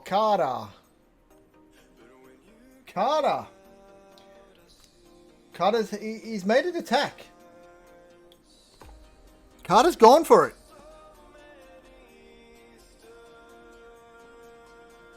Okay. All right. So Carter has gone for it. Will Carter, out of the United Kingdom, could be like doing this in an attempt for Walker. Like Carter and Walker, both out of Great Britain. You know, he's made an attack. He's really stretched the group out. Carter in the lead. Beppe is chasing. See, I told you Beppe was foxing it. I knew Beppe had more in the tank than he was letting on. So Beppe's like caught up. But look who's with him now. Walker. Gope Walker. We call Gope. Gope is a sprinter. He's up there.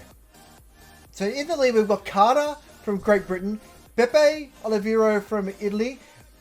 Gope Walker from Great Britain. 2 seconds behind, we've got Ben Vaughan out of Australia. That guy's disqualified anyway because he is the Cat A rider riding in Cat B. So let's ignore him. Then we've got a group. Well, there's 4 with Ben chasing behind. So we've got like 2 seconds behind. So we should see this group come back together and form a group of 7 riders in the lead pack. As we're working towards, we're coming up to the last race, or the last lap.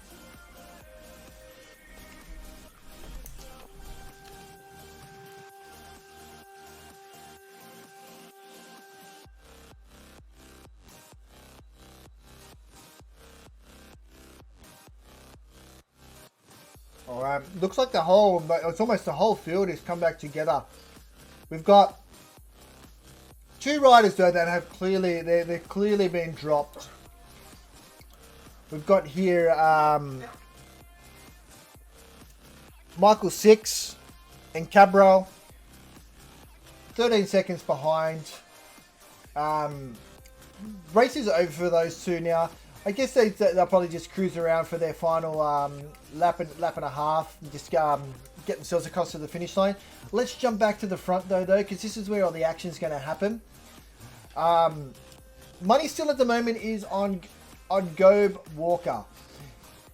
He was able to chase down the attack from his fellow countryman Carter and Beppe. So he's definitely looking strong. Definitely looks strong. What we're waiting on though is what's going to happen on the next pinch. Final lap we're coming up to. Who's going to attack on the final pinch, and how hard are they going to push it to the line? Will the others anticipate the attack and be ready to go? Time will tell. Here we go. Ding ding ding ding ding ding ding ding ding ding. Final lap. Final lap. Ready. Oh, is he ready for something from you? Probably. All right, race fans, this is what we've been waiting for. 34 minutes for some action to happen. We're on to the final lap. Final lap of the 3R Volcano Circuit Cat B race. 6 laps, 27 kilometers. We started with 12 riders. One of those will be disqualified because they're a Cat A rider. They should have been riding Cat A, not Cat B. So we're down to 11 riders. Out of those 11 riders, we've got 2 riders that have been dropped, leaving us with really 9 contenders on the front. Out of these 9 contenders,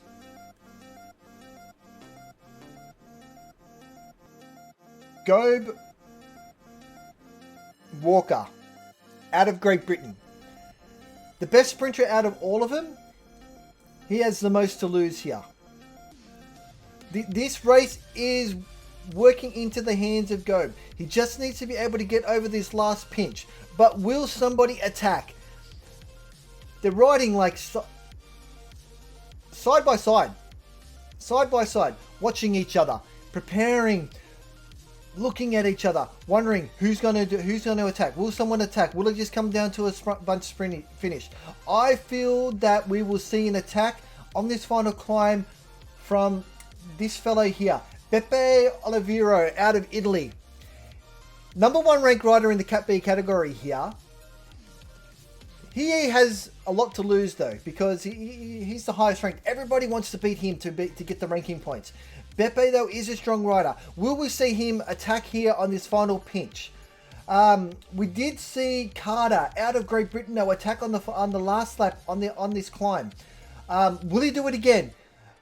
Will Walker be able to stick on his wheel and chase him back though? Here we go. We're going up the final climb. Let's jump to the front. We've got Walker. Got Marquas.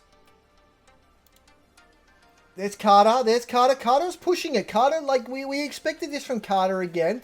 Not quite the same intensity as the last lap. He's just eased it over the top though. This is really coming into the into the hands of Walker here.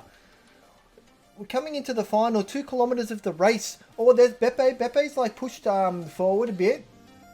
He's got onto the front. He's driving it hard.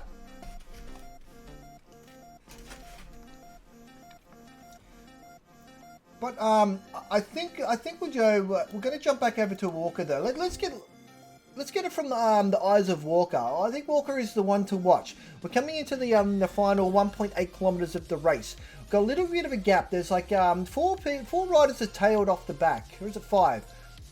Just a few riders are just tailed off the back here, but the others are pushing forward into the final 1.5 kilometers of the race. We're on board here with Walker. Walker is the best sprinter out of the pack here, but as per like any race though, it's still open to anybody. Somebody could just launch it long and Walker could hesitate and then be able to, and then basically he'll lose it. He's got to be like on his toes, ready to go, but not overexert himself where he basically blows himself up. But so far everybody's sticking together. 1.2 kilometers to go to the finish. It's anybody's race at the moment. We're waiting in anticipation. We want to see somebody attack. We want to see somebody go hard and go long. We don't want to just see them hand the race over to go Walker. Like, it's too predictable. It's too easy. Come on, guys. Let's pull our fingers out. Let's get somebody on the attack. 900 meters to go. It's still anybody's race, but it's really leading into the hands of Go Walker. But Go, he's sitting on the front. Not the ideal spot to be like when you are the sprinter though.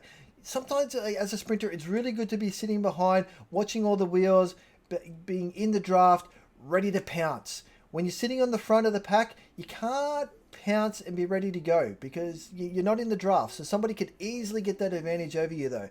But no, Go is drifting back though while the others pushing forward. Nobody has really laid down any power.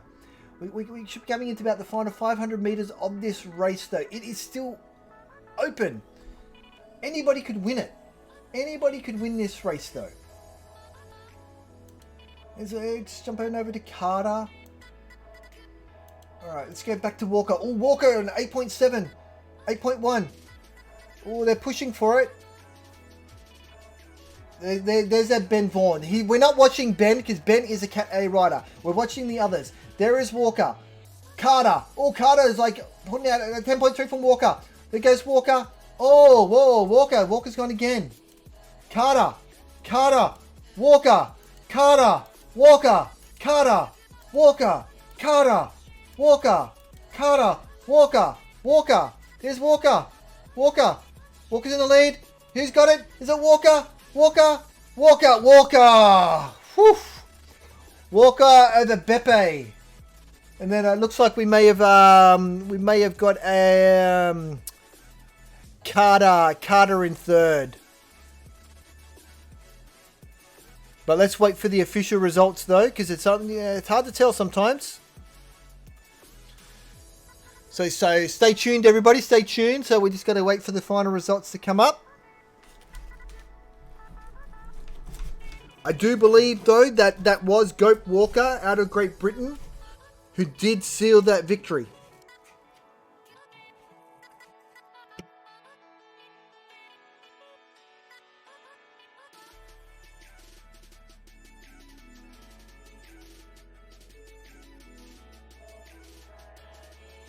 All right, we're just waiting on some official results.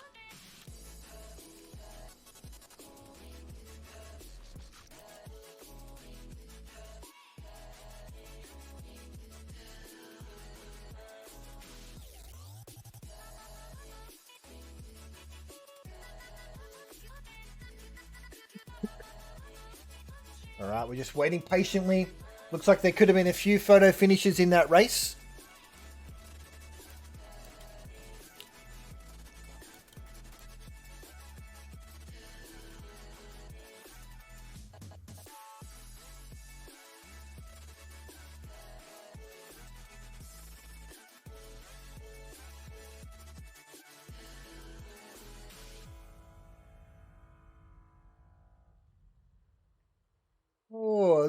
Looks like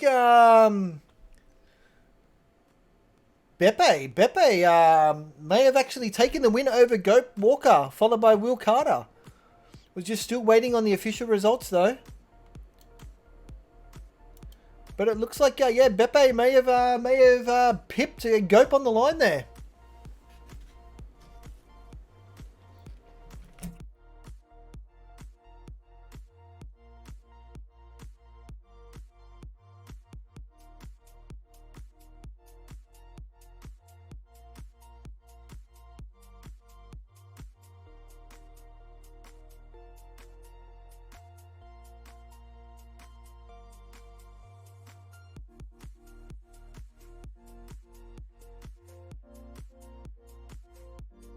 If only Zwift showed exactly what we should be seeing, the actual where people are positioned properly. It might actually make sense.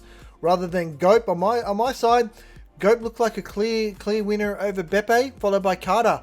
But it looks like our official results will have Beppe in first place, followed by Goat.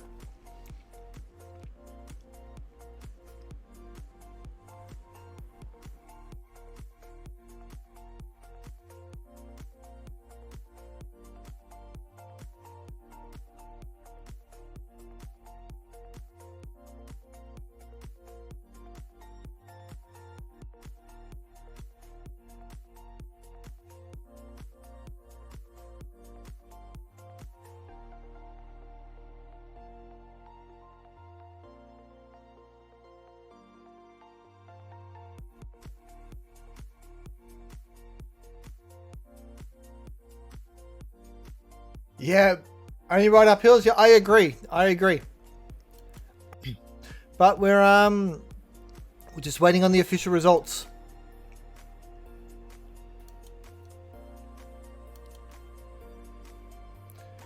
It does look like though it was Beppe over Gope over Will.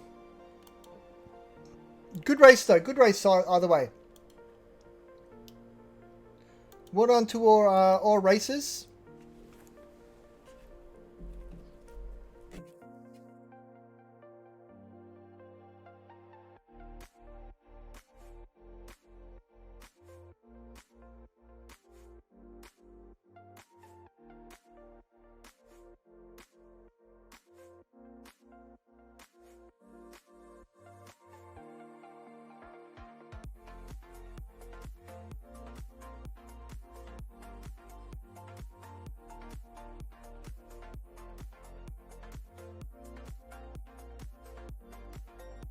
Oh, wait a second.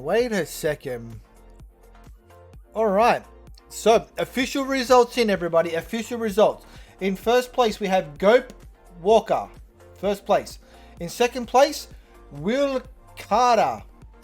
And in third place, we have Preben Olsen. It appears in the official results that Beppe may have been disqualified. Oh, Beppe was disqualified. He was on Zwift power. He did not have an official power meter. Wow. Ben was also disqualified for not having a heart rate. Yeah. Ben should have been disqualified because he was in the wrong category too. But that's okay. Wow. So Beppe was actually first place, but he was on Zwift power. Beppe, get a power meter. Get your results accurate. Stop cheating. Ben, get a heart rate monitor. Ride Cat A, the category that you're in. Congratulations, Gope Walker. We caught it. We caught it early. You were the sprinter in the group. Good win. Next time you should just need to make it more convincingly.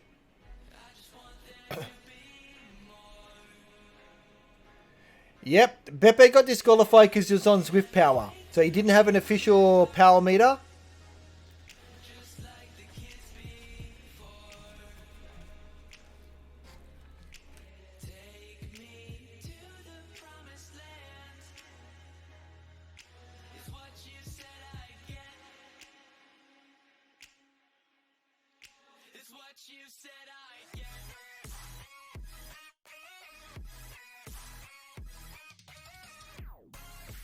Ready?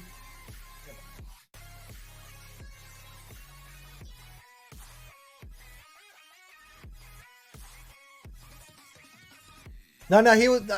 Hey, Chemical. Yeah, he was on Zwift power, but he was disqualified because he doesn't have an actual proper like power meter and that. So like his power is being estimated by like using speed and cadence rather than an actual power meter. So he was disqualified for that.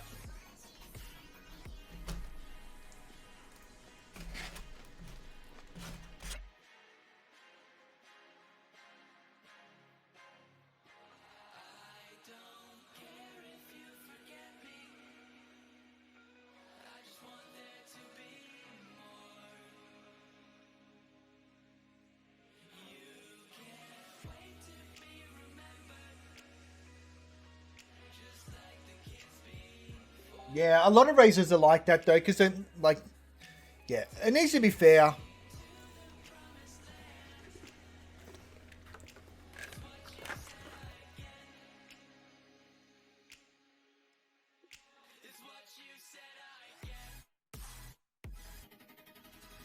But at the end of the day, it was a close race. Come down to like a sprint finish as we predicted.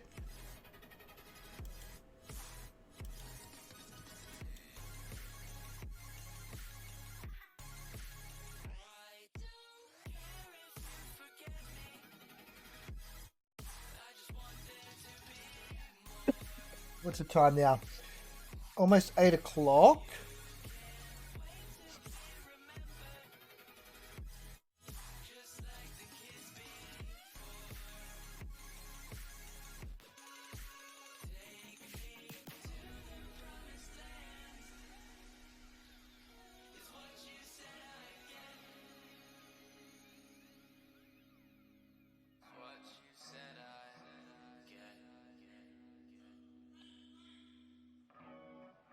So Matt Jazz wants me to call his race for him. The VirtuSlo E-League race.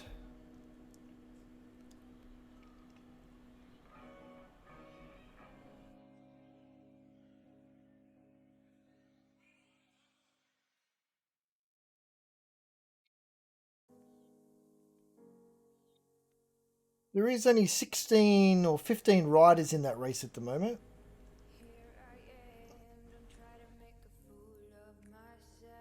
37 kilometers, a lot of climbing.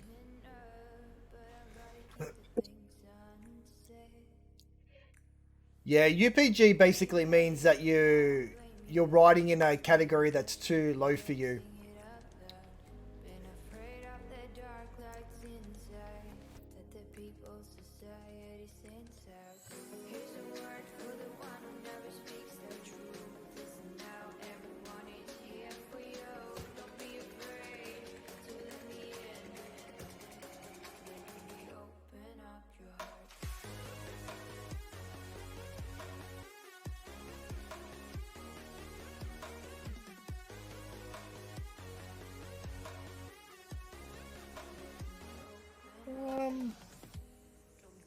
I want that one.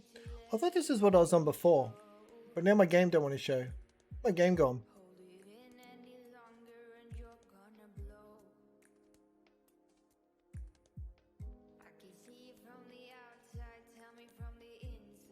Hey, Zwift, come back.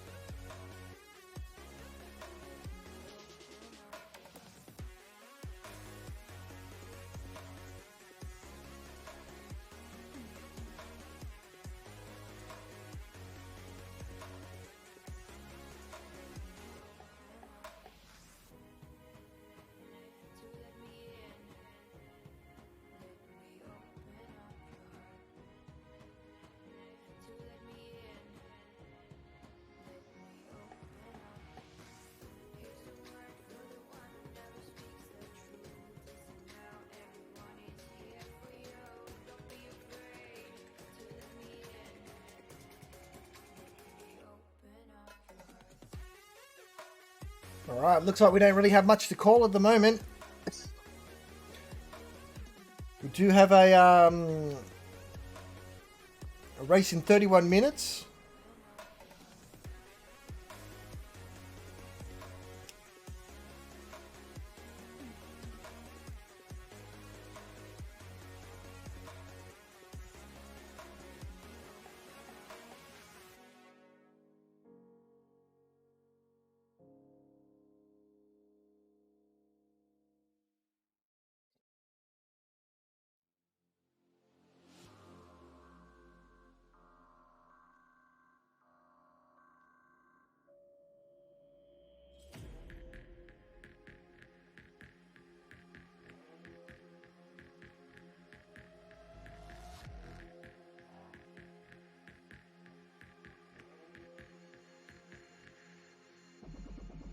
And so how's everybody going today?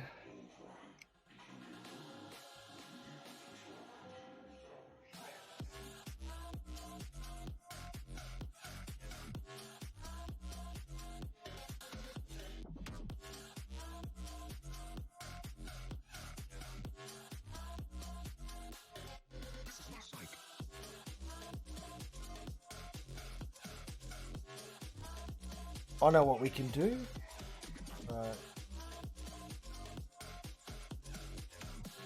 Where is he?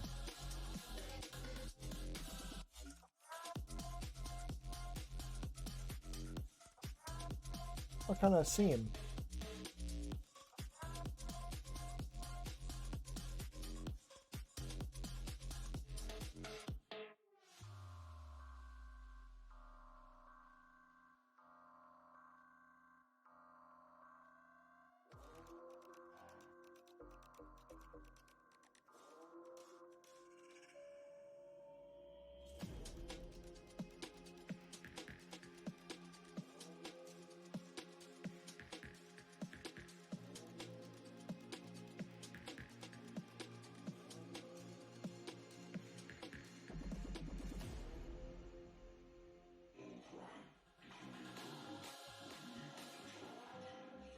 Look, how many accounts does Mad Jazz have?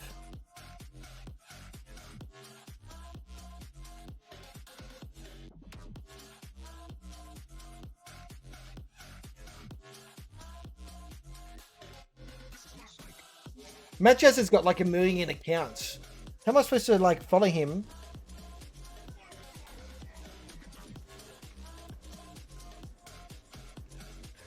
Doing the eFondo race in RGT later. 90 plus riders signed up. That's a decent for RGT, yeah. Tired. Drove from school into the ground after 3 weeks. J4 rest week now. I will see some green. Yep. Never managed to eat all the calories I needed today. It's a struggle. Yes. It is a struggle.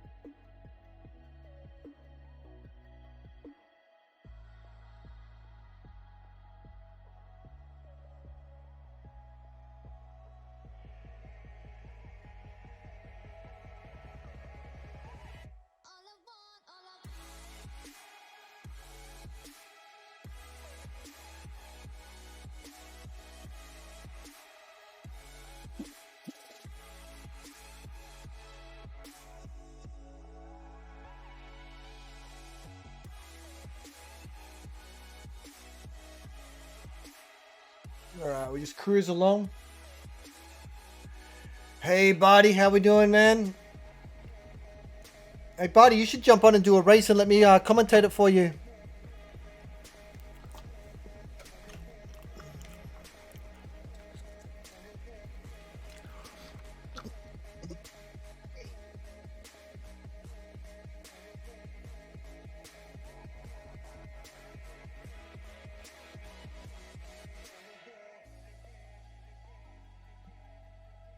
Yeah, a race.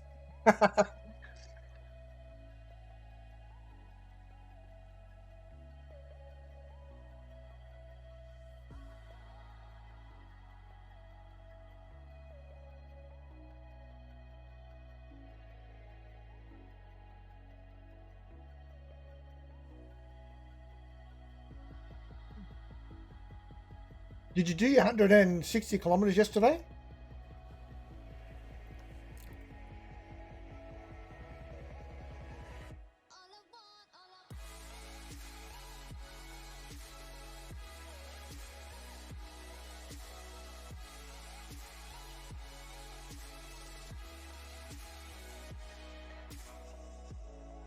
How much did you end up doing?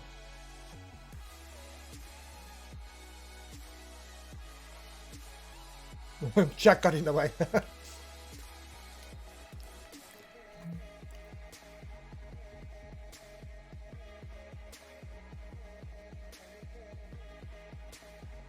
Bloody chat.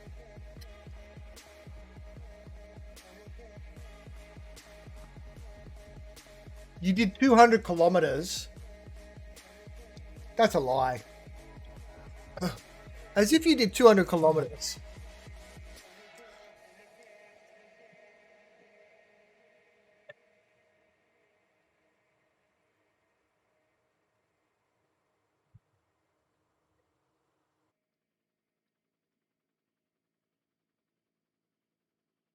Check your Strava. That means I would need to add you on Strava.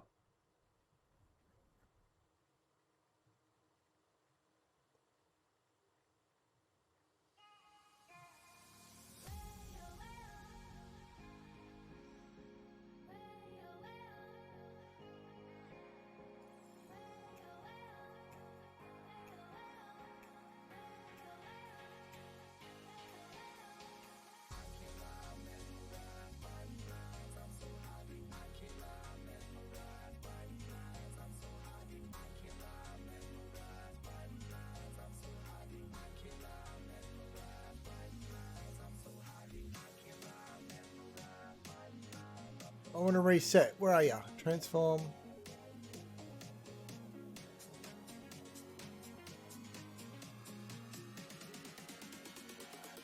Why can't I like reset that?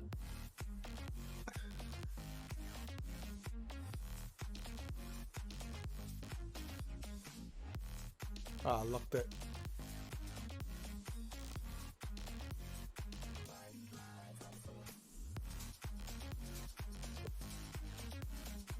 All right, what are we searching for, buddy?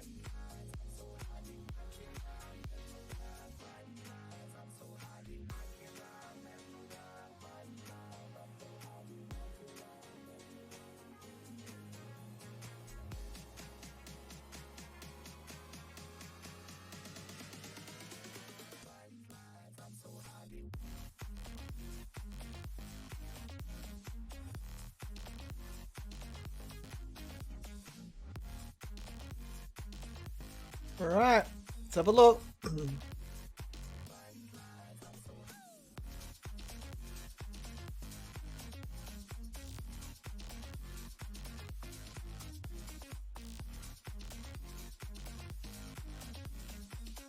Yeah, impressive.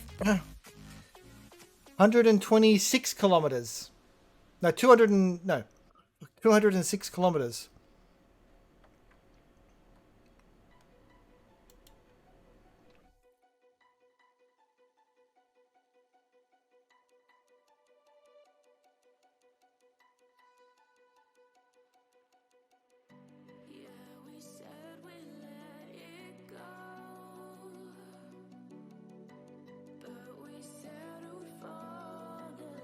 Yeah, you said 200, not 206.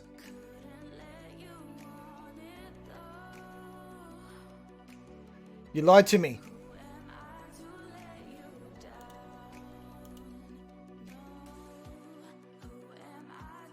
Big difference between 200 and 206.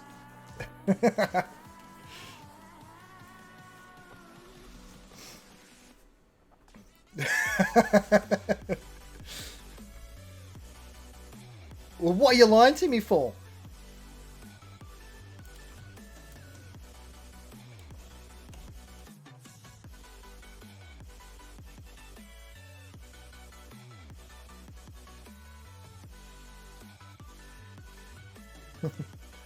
I love you. I love you, nobody. I love you.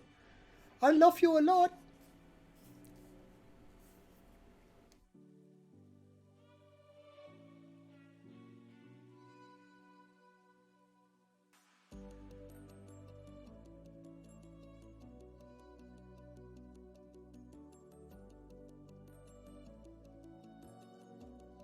Right.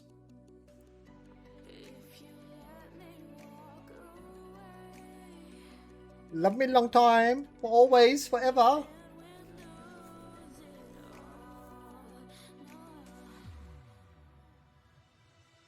Right, so we're preparing for the next race. We'll be doing a well, New York VirtuSlo E-League race.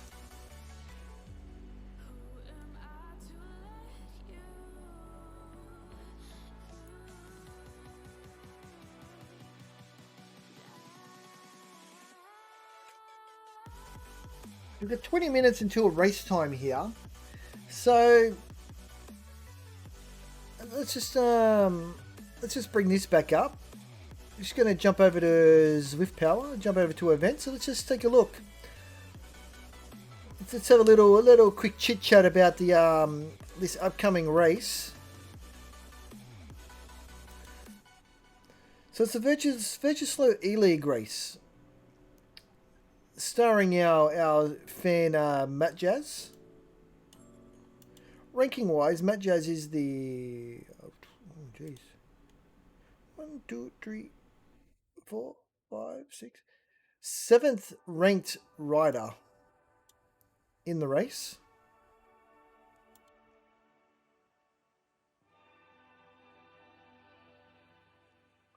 He's only middle of the rank when it comes to 15-second power.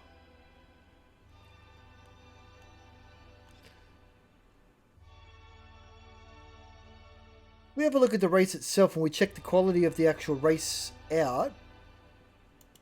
Let's just refresh this page because we want to get rid of shit. Alright, let's go look at the rankings for the race. Alright, so we're down here. The VirtuSlo series. So we've got a ranking of points of 129. And we've only got a quality field of 59%.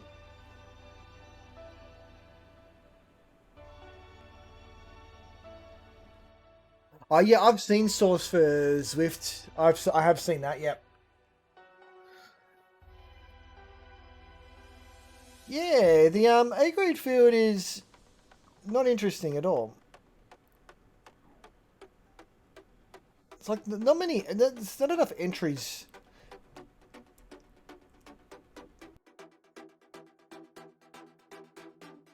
See, it's why I much prefer like when you're going to commentate commentate a race. I'd rather commentate B or C or D rather than A because they have more riders and they're more interesting. Yeah, C is actually really strong for a 191. That's good. Compared to like other races, look at these. All in the 300s. So this is definitely like a quality field for C grade. And definitely a quality field for B grade as well.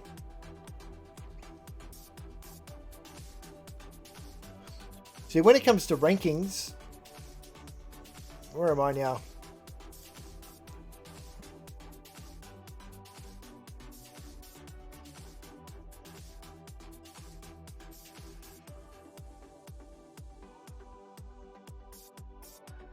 I'm number 70 in Australia, ranking wise. Getting there. My ranking is getting there, getting there.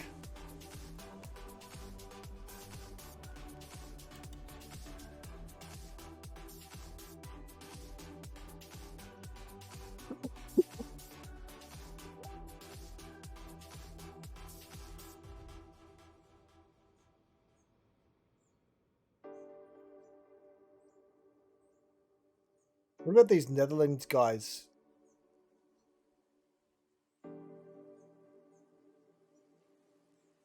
Wonder where that Barty guy is.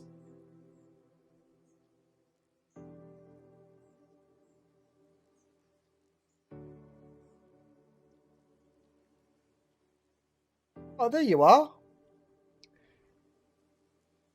990th spot. At least you're on the board. That's good.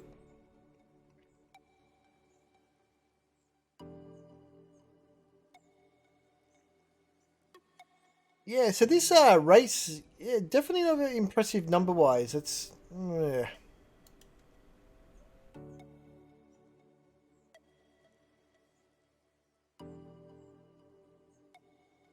just in the Netherlands though, Barty. Just in the Netherlands. See, mine says like when you get a profile. What am I? Yeah, 70th in the country.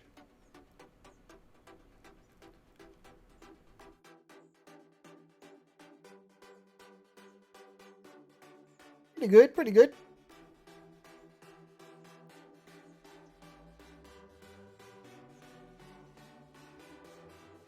Yeah, for me, yeah, mine's like hard now to get points. See, you see, like my races, I struggle to get points because of my ranking.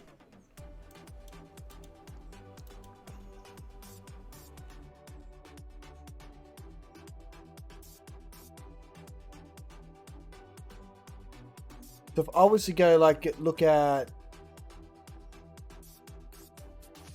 Tuesday.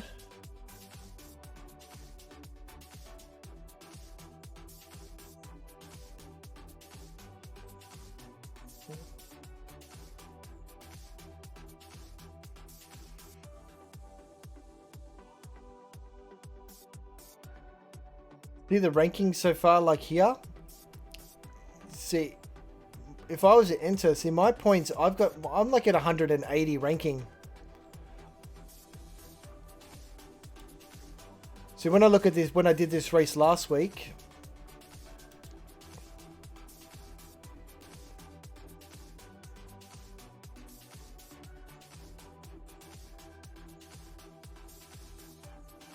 and so you look at the ranks.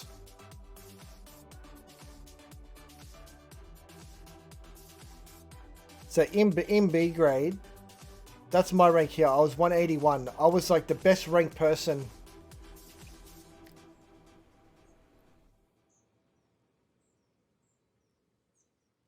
So I struggle. I can't make points doing my ZRL racing because I'm better ranked than everybody else.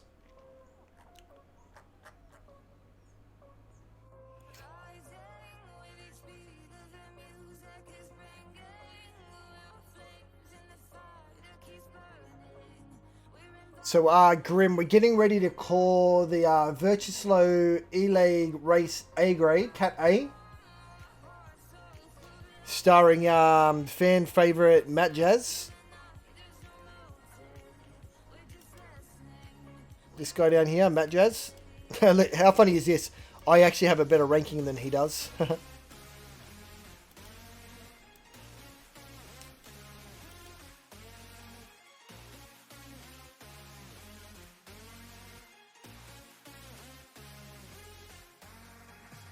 No, I don't. I don't need to upgrade. Look at this guy. C grade has a ranking of 144.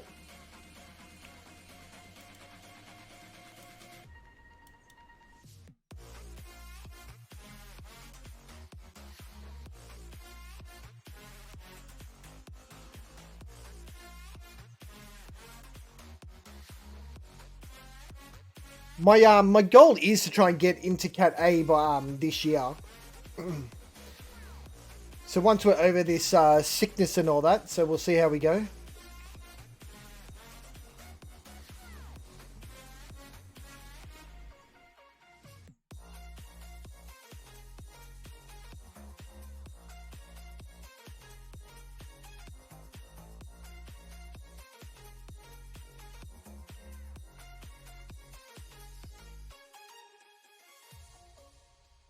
Wood e arj. Mutt e arj. Matt Jazz. Matt Jizz. Can I just call him like Katya's boyfriend? Katya's boyfriend. Is that better?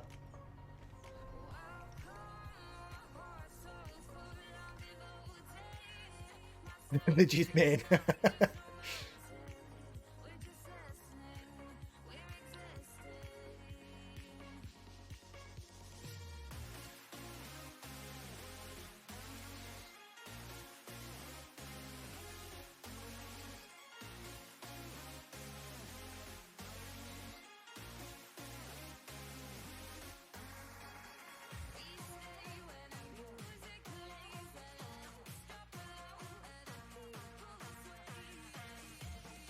Alrighty, race fans, we got 10.5 minutes. 10.5 minutes to go.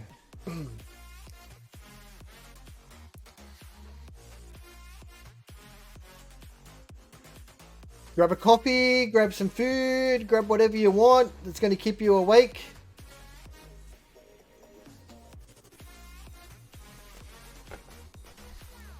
I don't know if I can, how exciting this race is going to be.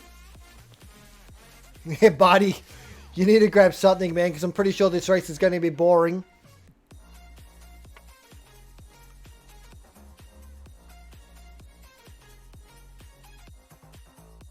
So what are we on? We're racing on the bring base back up. So we're on the New York City KOM after party circuit.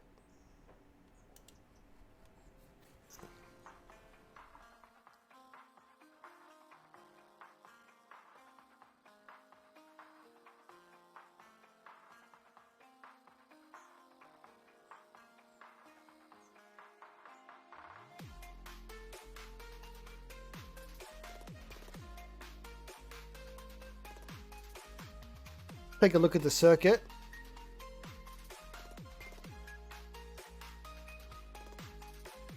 They're fairly flat until the end.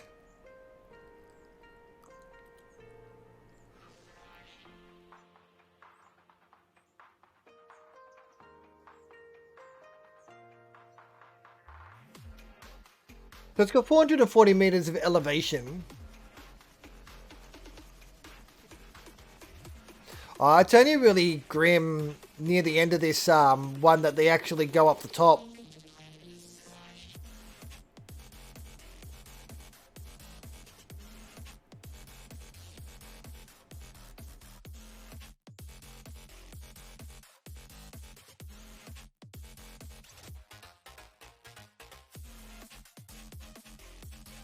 Yeah, see, it's really only this final section. From here up to there, leading up to the final climb.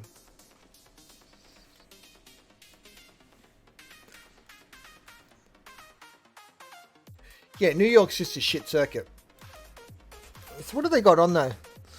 VirtuSlo E-League is a points-based race series of 8 races over 8-week period, starting from the 16th of January. So this is stage 1. This is first race.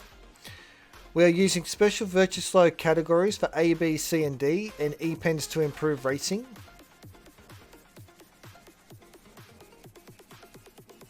So you go here to calculate your category.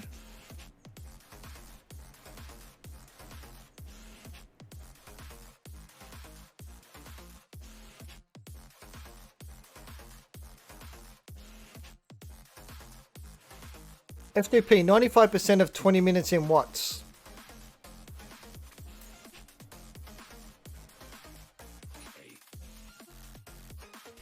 What's mine?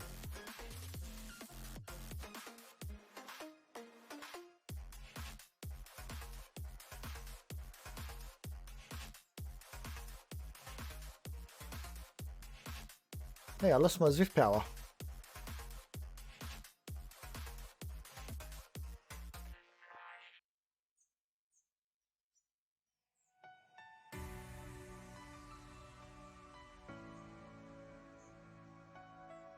297. All right, let's pump that in. 297. 84 kilos. Oh, category C. Oh, how awesome is that?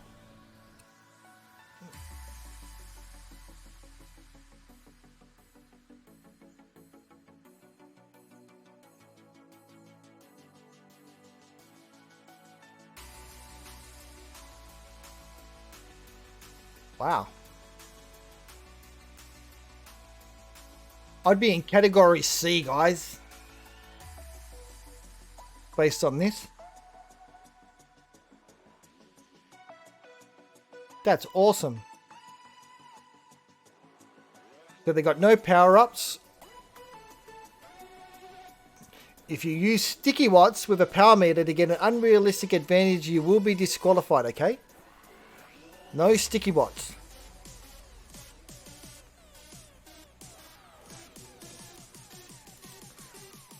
So do they have sprints and stuff? Oh yeah, so you got sprints. So you get points. Sprint bonuses.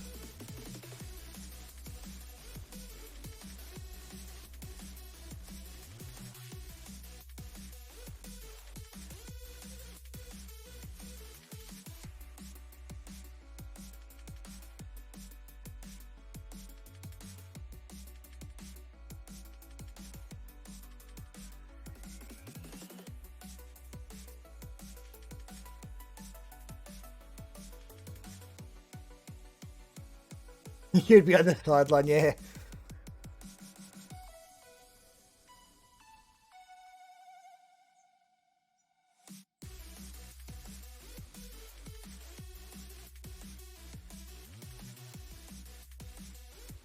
I doubt people even follow those rules though. Anyway, that's the problem with races like this. Nobody like reads that and follows those rules. They just be like, "Oh yeah, I'm always Cat B, so that's what I'm gonna get B, and I'm always Cat A."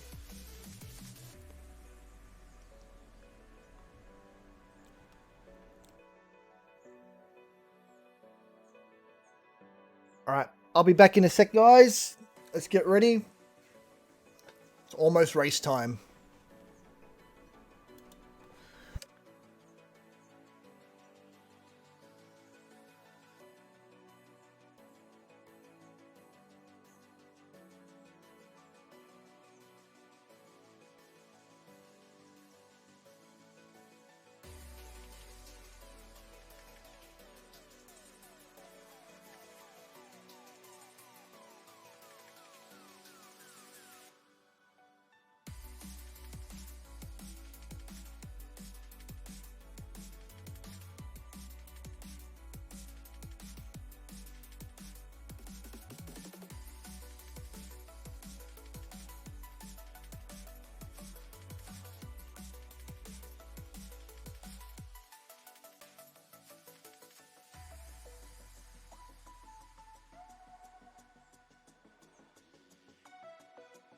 Alrighty, everybody.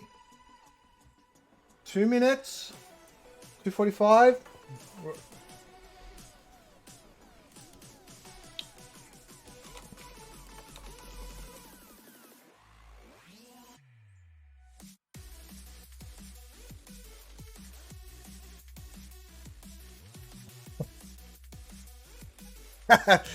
There you go, Matt Jazz. Matt Jazz live on Twitch. Yeah, I'm gonna beat you. Live commentary on Twitch.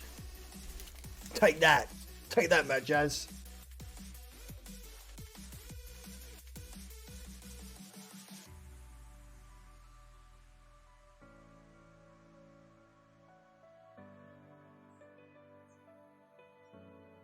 All right, race fans, here we are.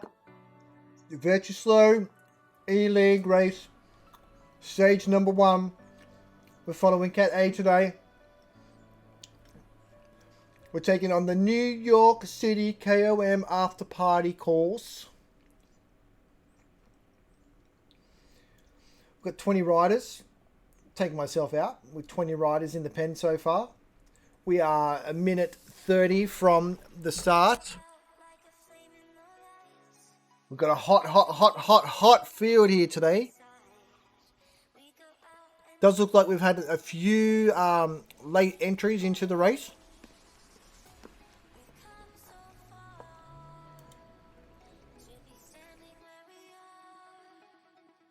Having a look at the rankings for our race today. We are at 129 rider score with a 54% quality.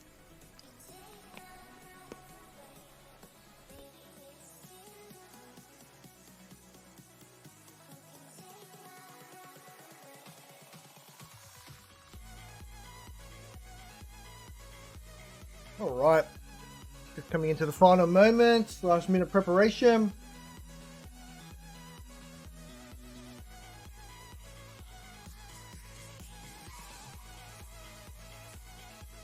This guy, we got a guy here, chat.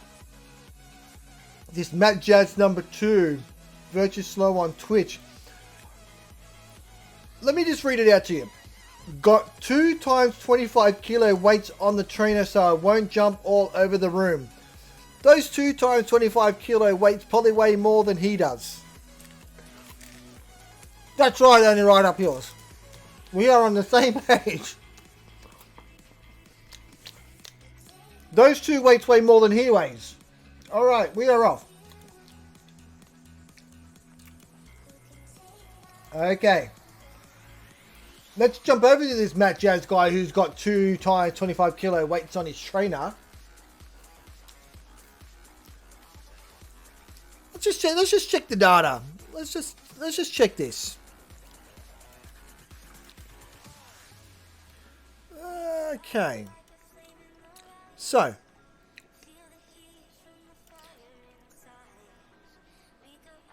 Matt Jazz. This guy weighs only 64.1 kilos.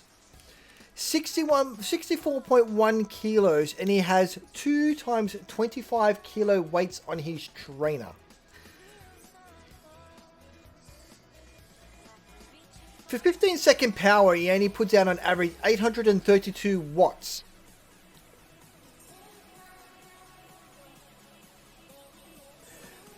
Would this guy even be capable of, like, moving the flywheel? I don't know.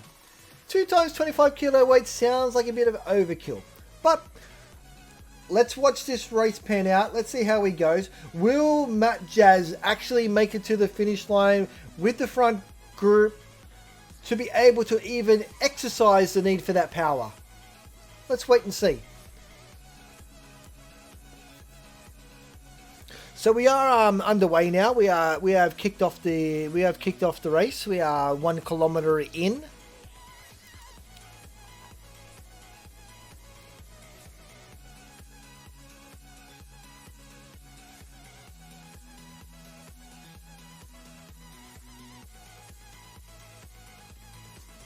So we do have a few sprints on this circuit.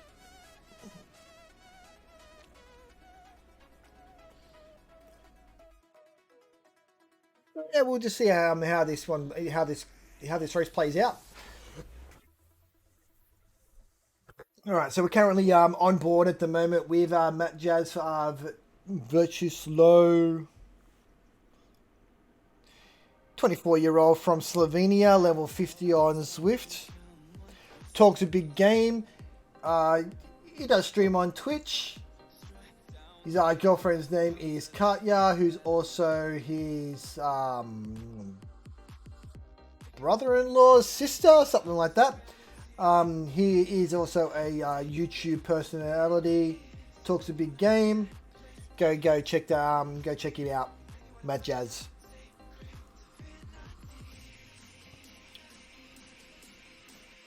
All right, so far the pace is quite tame. We are just cruising along, sitting on roughly around 3.5 watts per kilo.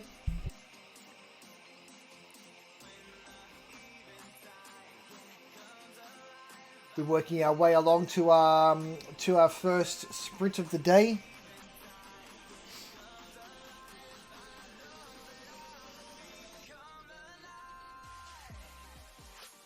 We don't have a huge field here today. We've got 23 riders in the pack, so it's a decent size group. So far, everybody is sticking together.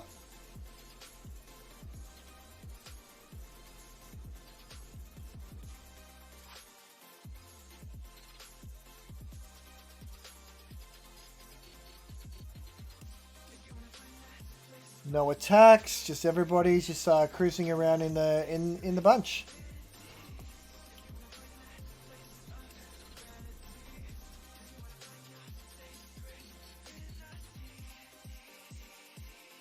So based on our data today, who we got in here? We've got Thomas Bayen from GFTBE. He's our highest ranked rider.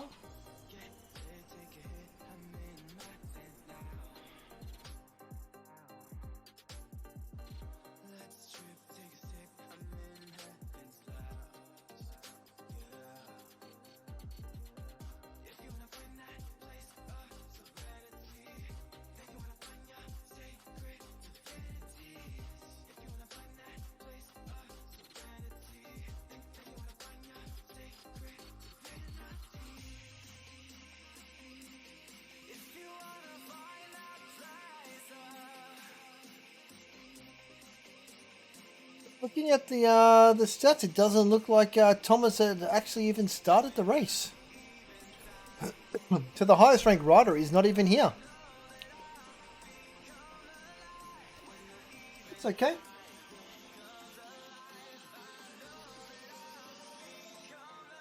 Alright, it looks like we've actually got a bit of a gap already forming. We've got a few riders, like the bunch has split up. We've got 10 riders in the lead pack. Oh no, it's okay. We are all coming back together. The pack is reforming.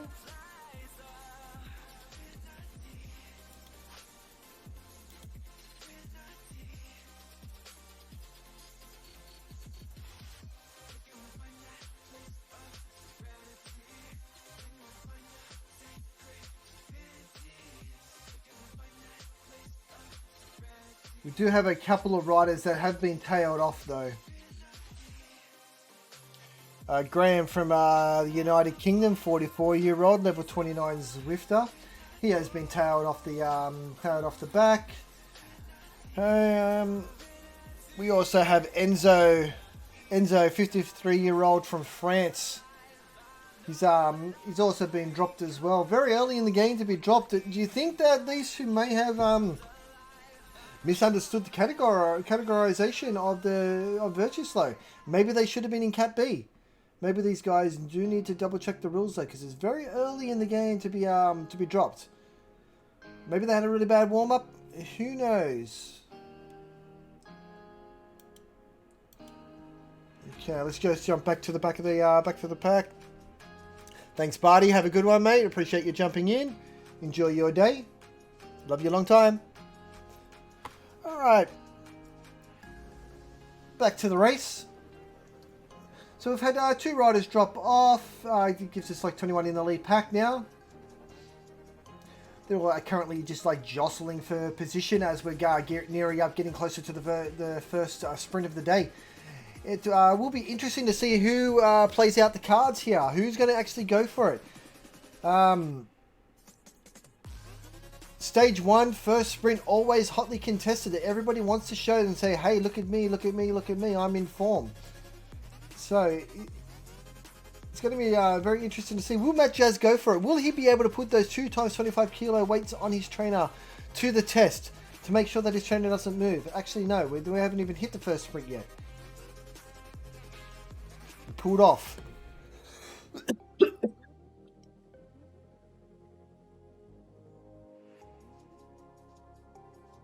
Okay, we're just cruising along.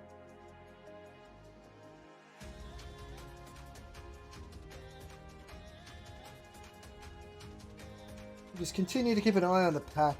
Not much is happening at the moment.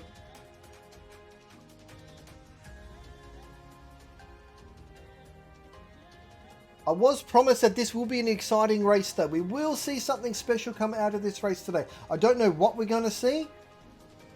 Because so far we haven't seen anything. Except for 2 people get dropped. But We are now on the slight little pinch leading towards the first sprint of the day. So hopefully this is where we start to see a bit of action take place on this first sprint.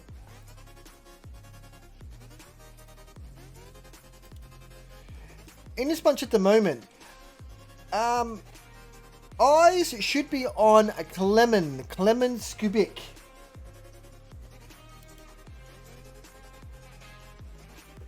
So Clement from Slovenia has a 15.5 watt per kilo, 15 seconds power. That is phenomenal. Let's just see though, will he actually use this power? He's under 23 years of age, this Clement. So he's got youth on his side. So it will be interesting to see though, like, will Clement go for the first sprint? Others need to keep an eye on when it comes to the sprint. A fellow coming out of Japan. Let me see if I can find the young fellow.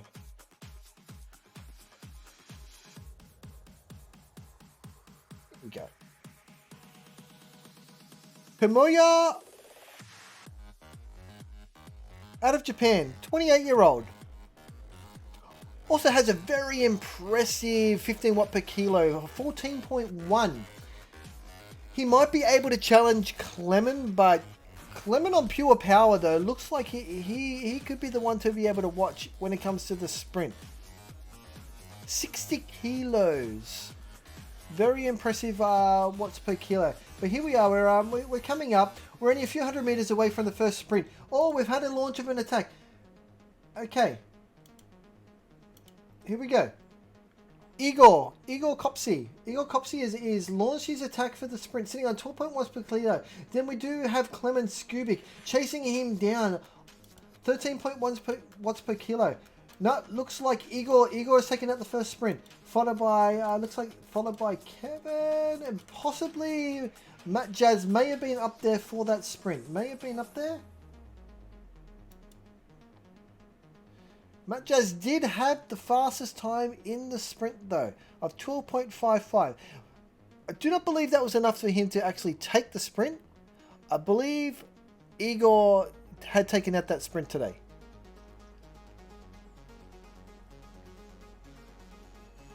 But that was very interesting. We just definitely saw like a lot of red numbers there. A lot of red numbers. Thank you, Grim. Thank you. It's all about butchering the names.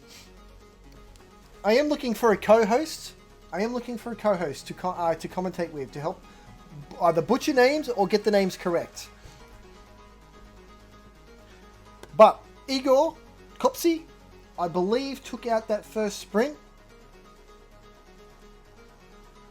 over Clement and possibly Matt Jazz in third. But this is Zwift.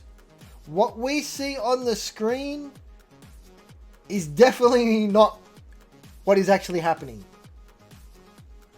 We know that as fact. So who knows who even won that first sprint? Nobody knows.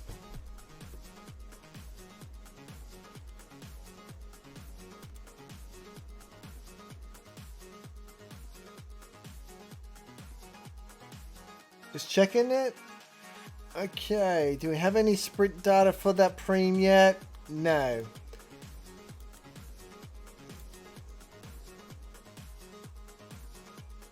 Okay. Yeah, okay. All right, so let's get back to the race.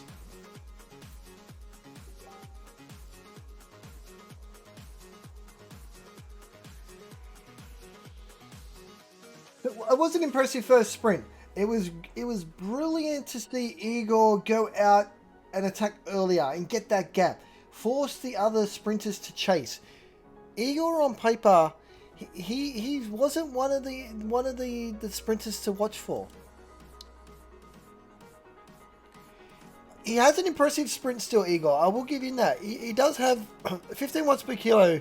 Igor is 13.4 watts per kilo. Well down the list though. So he's actually not up there in the rankings.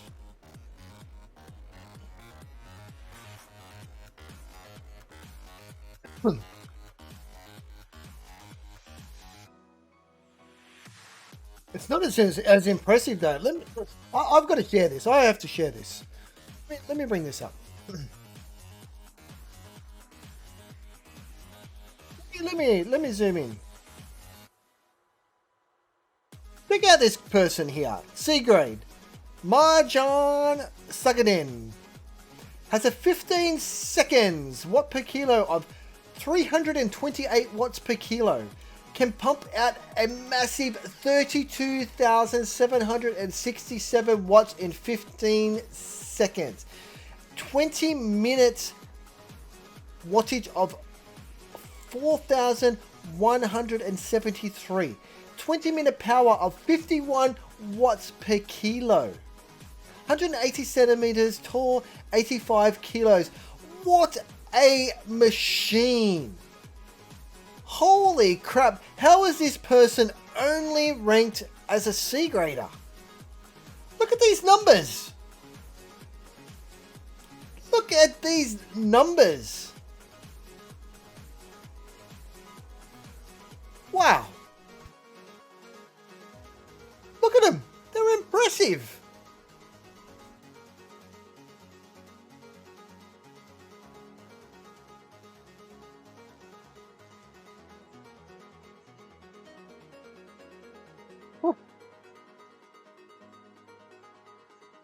How is that person not a Cat A+ rider? For that person, the race is already over. They've already won. The minute it started, boom, finish.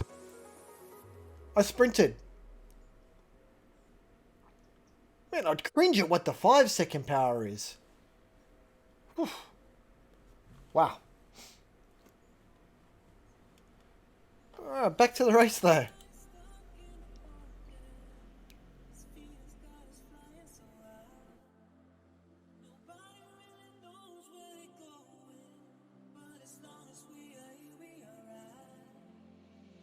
All right, so we've got 16 riders up in the lead pack.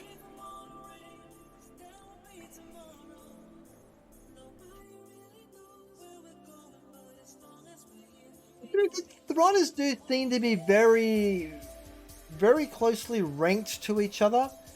Their wattages that they can put out are all very, very similar. So I believe we should see a very, very tight race here today. But it is New York City. The climbs in New York City definitely can throw a spanner in the works, that's for sure. You just can't underestimate what's going to happen. But for now, I believe that we're just going to probably see this bunch just like dawdle along until we get to the next sprint.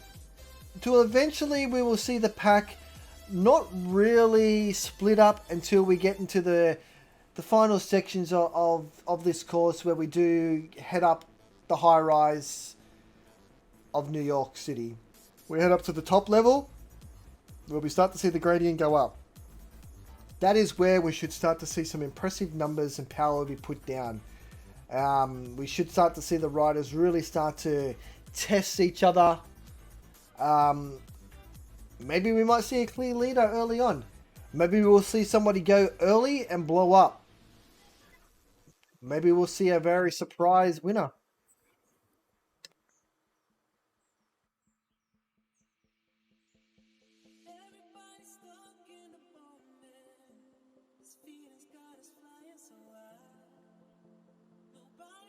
All right, so 12.7 kilometers in. 37-kilometer race. So we've still got 24 kilometers of this race to go. So we're a third of the way in. We've seen an impressive first sprint. Do we have a clear favourite at the moment? Do we see someone here that has the potential to win? Not really.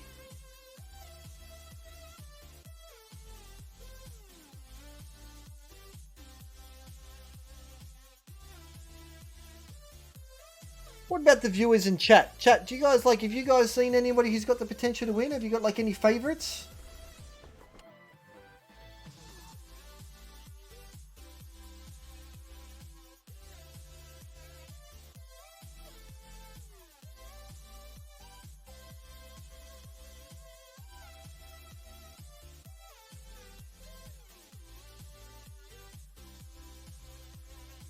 Let's just check how they're going, power-wise, heart rate.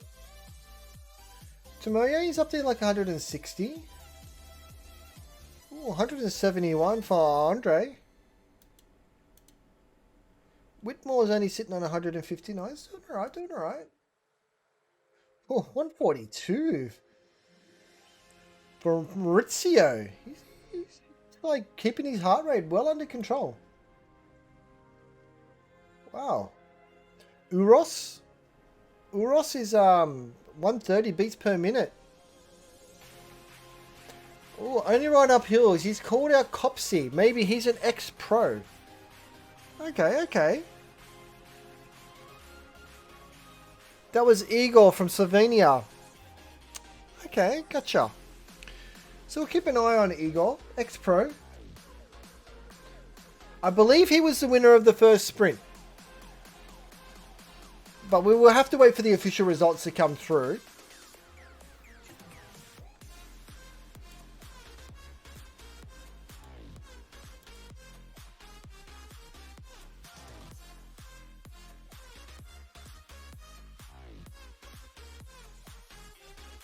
Okay, so here we go. I've got the official results from the first sprint, I think. Maybe not. Okay, yes. So, the official results from the first sprint. We had Igor was first. Then we had Damien was second. Matjaz was third. Clemen was fourth. Uros was fifth. Andre was sixth. Maurizio was seventh. Marco was eighth. Ninth was It75555. And in 10th was Tommy the Kid. So yeah, so Igor was the winner.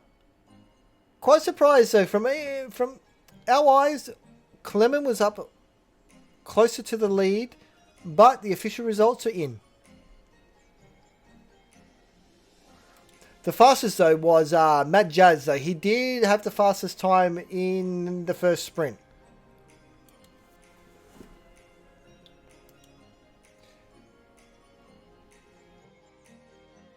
Let's just jump over to Matt Jazz. Let's just see how he's traveling. Ooh, his heart rate's up. He's sitting on 164 beats per minute. So he's definitely under a bit more pressure compared to the other guys around him. Like, he tried very hard in that first sprint. Didn't win it, got third, got the fastest time though. That's putting a lot of effort in. Let's see how he performs on the next sprint. Will he put in a similar performance? Will he try hard?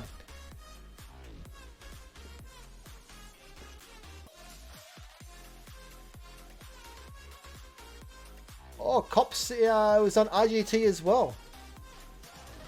Okay, he's definitely going to be one to keep an eye on. This is Zwift though. In Zwift, remember, he does need to pedal like basically 100% of the time.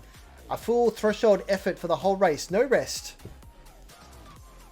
Don't super tuck on a downhill because you'll probably get dropped. Because the pack is almighty. The pack is almighty.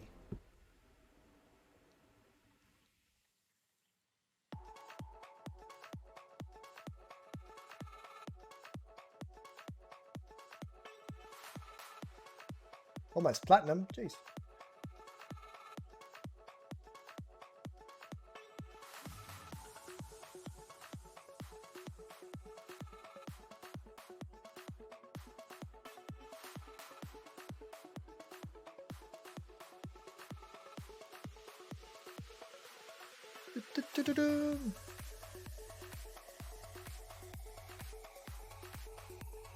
The Madjad is riding on the Zwift concept bike. Oh, here we go. We're under the second sprint. We're under the second sprint. They're winding up. They're winding up early. Matt Jazz is in the lead. Matt Jazz, but then you got Igor. Oh, who's this guy? Mia Malice? Igor, Matt Jazz? So hard to call it. So hard to call it. We'll have to wait for the official results to come through from that one, though. But Matt Jazz was up there. Igor was up there. A couple of new names showing their hands for the sprint as well. The real question will be now, though, like that's 2 sprints that Igor and Matt Jazz are gone for. Is they going to have deadened their legs? Are we going to see them be able to still push through for the final second half of this race? Looks like we've got a bit of an attack.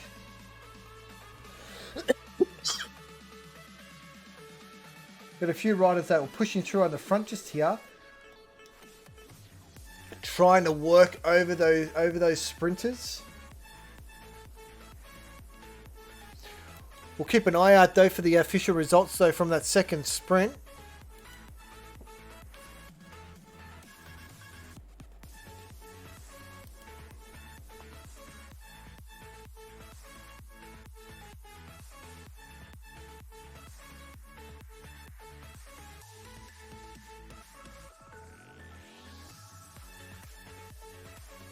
Yeah, it does look like that sprinter has like started to put a bit of pressure on the back of the pack.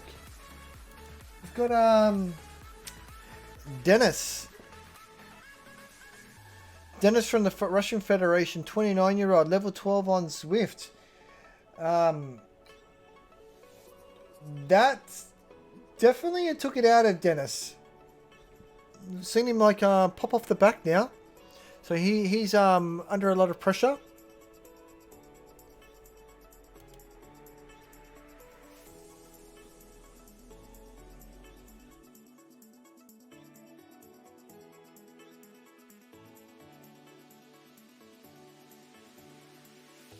Got another Matt Jazz here. We've got Matt Jazz Loza, just like sitting on the back of the group. So we've got 2 Matt Jazzes in the group. Matt Jazz and Matt Jazz 2.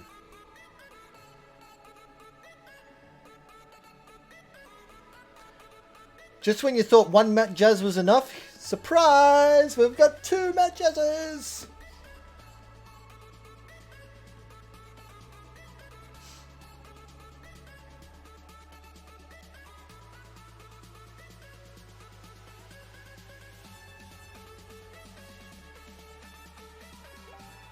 Oh, but Dennis, he's pushing himself back on. He's almost worked himself back on.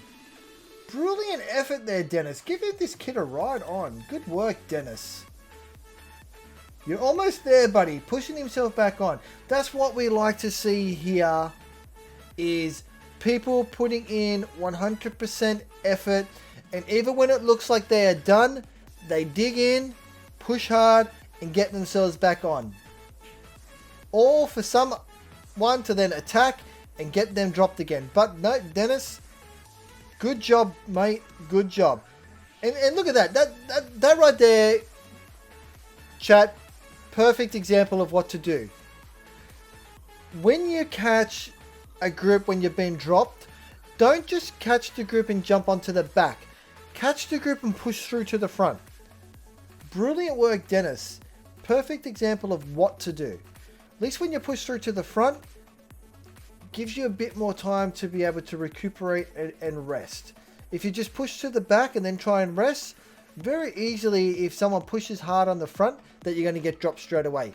At least if you push through to the front, if someone does go hard, you've got wheels to be able to sit on and then be able to drift back while still recovering. Brilliant work, Dennis. Brilliant work. Perfect example of what to do.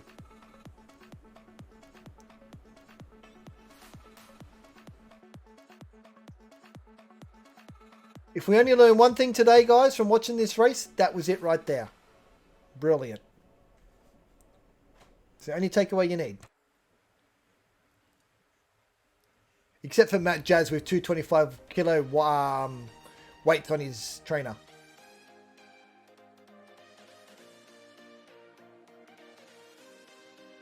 We need to see a photo of that.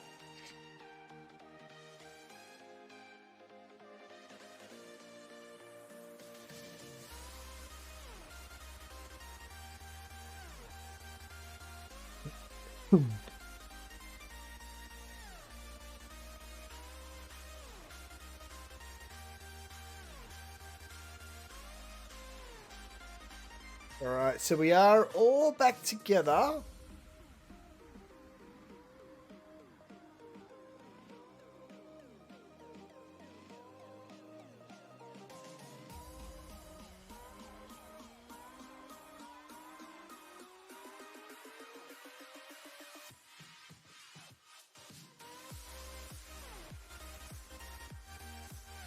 Yep, so alright, yep, so we're all back together. We've currently got 14 riders in the front pack here. With 2 sprints down. Let's have a look and though we'll just see if we do have an update on that second sprint though. Let's just go over to the official scoring and we'll have a look to see. Okay.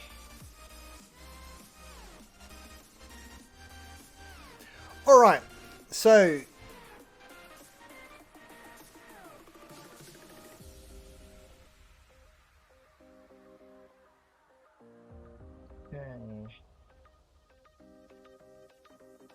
alright, so second sprint, we did have Miha take out the sprint over Matt Jazz. Followed in third place was Igor. Fourth across the line was Uros. Then Demian, Andre, Mauricio, Clemen, Daniel, and It75555 was in 10th place across the line. Fastest time in that second sprint was Vincent van der Bent. A 13.029 seconds sprint.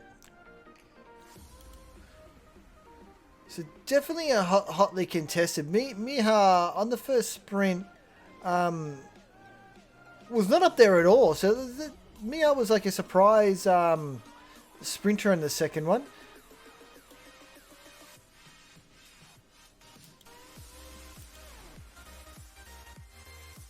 Back to the race.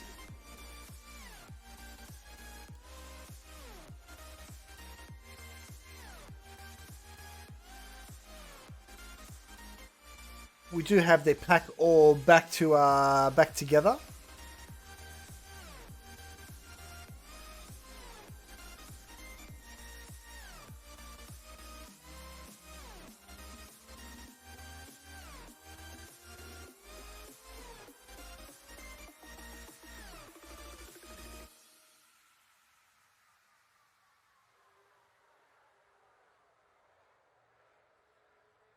.4 kilometers in of this 37 kilometer race.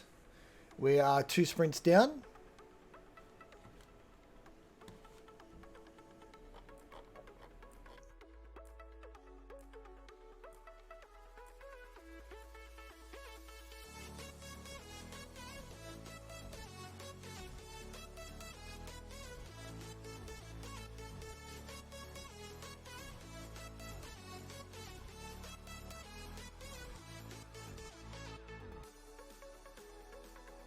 So it looks like in this race we do have 3 sprints plus the KOM finish. So we do have another sprint to take place.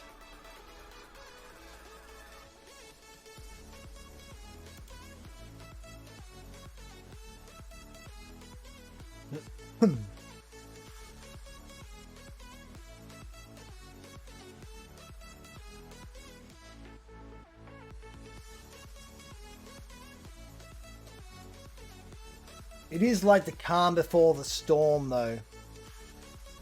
Where everybody's just tempo riding along. Just keeping an eye on each other, making sure that nobody goes out on the attack.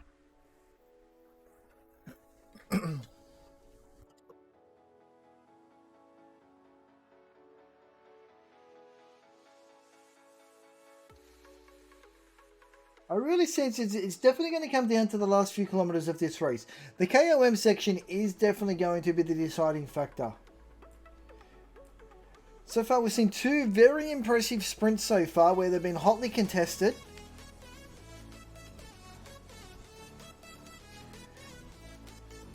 How will the third sprint go? Who? It's going to be wide open. It's going to be very interesting to see like what happens on the third sprint.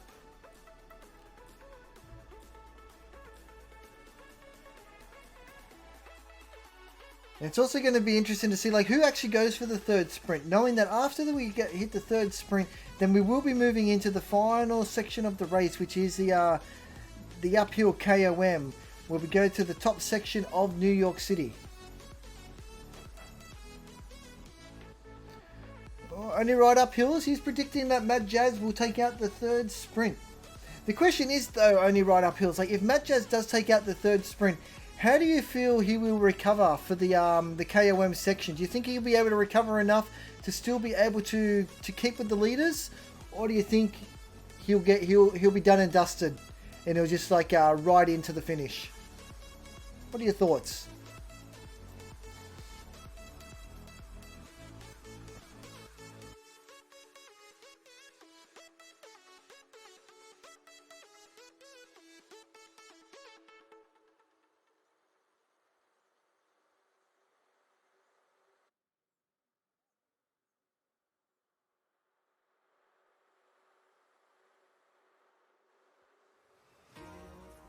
Oh, only right up hills. Is he maybe changing his opinion?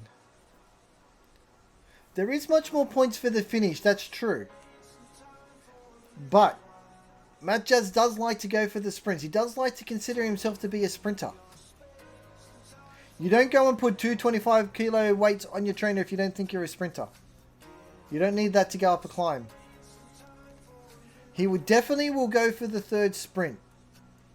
The question will be though, will he still have enough in the tank to be able to stick with the front groups up the KOM to the finish line?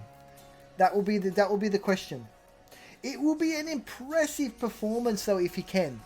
Definitely will be an impressive performance if he can get up there for the third sprint, but then also be able to stay there till the end and compete for the podium.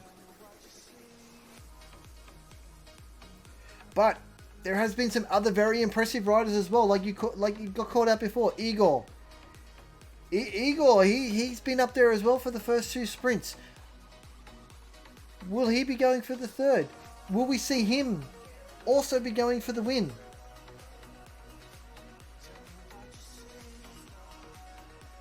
It's just it's an open field at the moment. There is just so many riders who have the potential to win. But here we go. We are coming up to the third and final sprint. We've got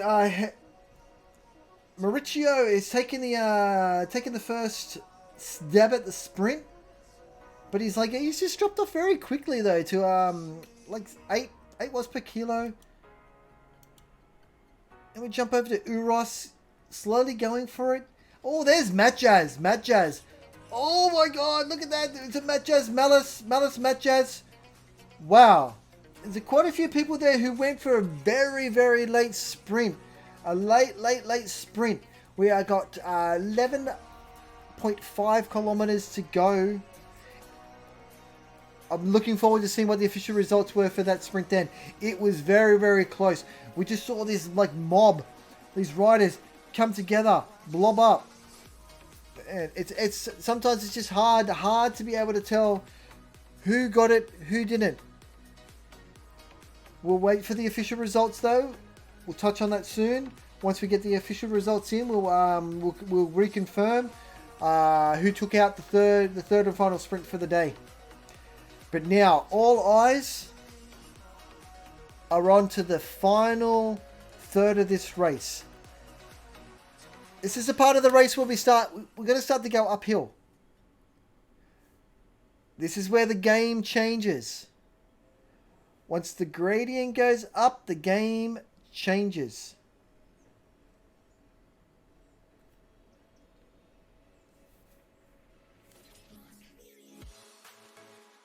Will these riders that have been putting in an effort for these 3 sprints, will they be able to still maintain the pace, the speed, the power to keep with the front pack? Has there been somebody in the pack just taking it easy, waiting for this moment? This opportunity to shine.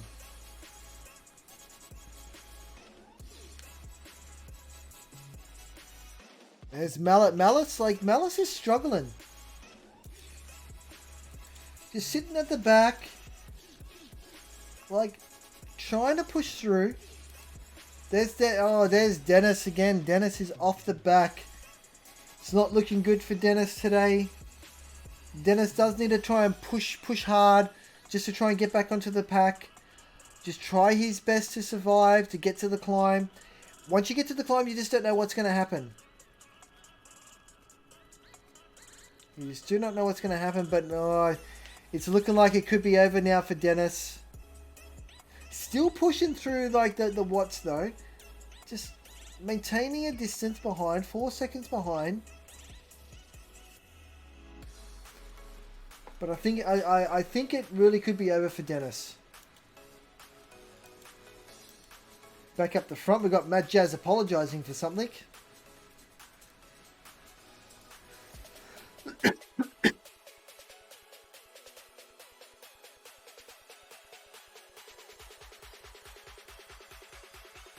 Right. Let's keep an eye on this race there. Let's see what happens.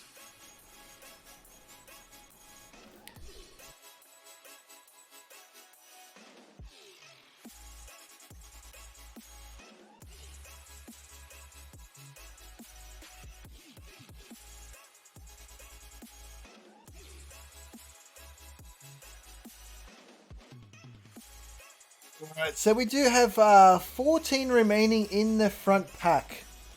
14 remaining. All riders do appear to be strong. I don't really see any weak link in this front pack. We should still see all 14 come together, at least for the start of the incline. Once we hit that incline though, who knows?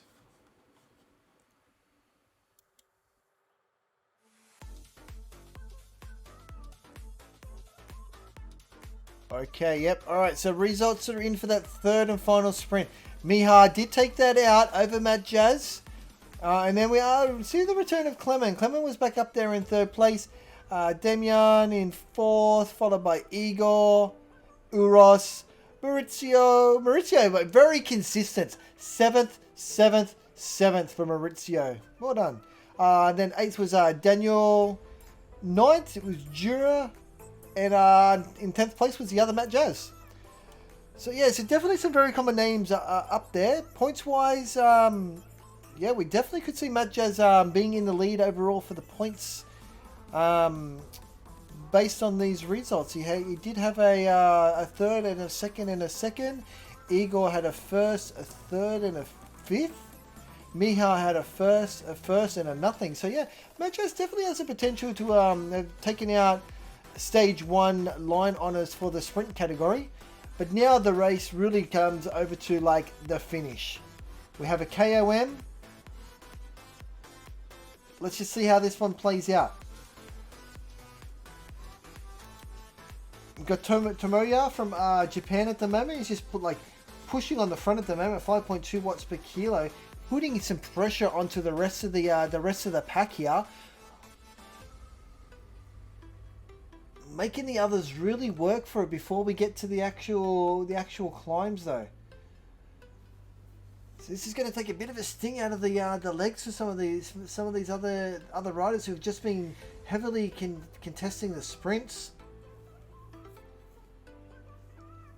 It's exciting times though. We're looking forward to see how this all plays out on the climb. And guess what, race fans? It will not be long though until we should see ourselves hitting the first part of our inclines up to the top section of New York City. We're going to head to the future.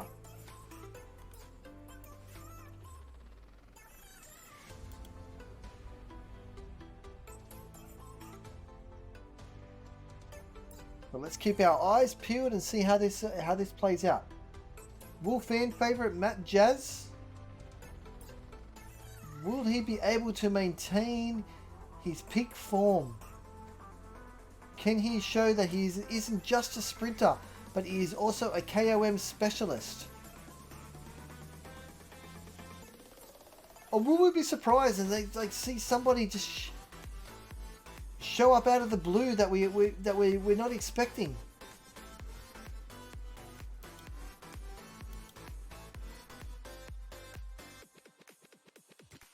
All right, here's Matt Jazz number 1, Matt Jazz Lozar. He's at the front at the moment. All right, we're heading up. We're heading up. Gradient is heading up.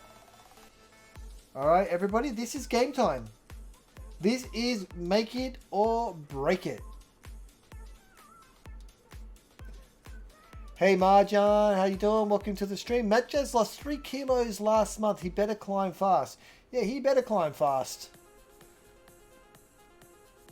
But Matt Jazz here has put in 3 tremendous sprints though, Marjan.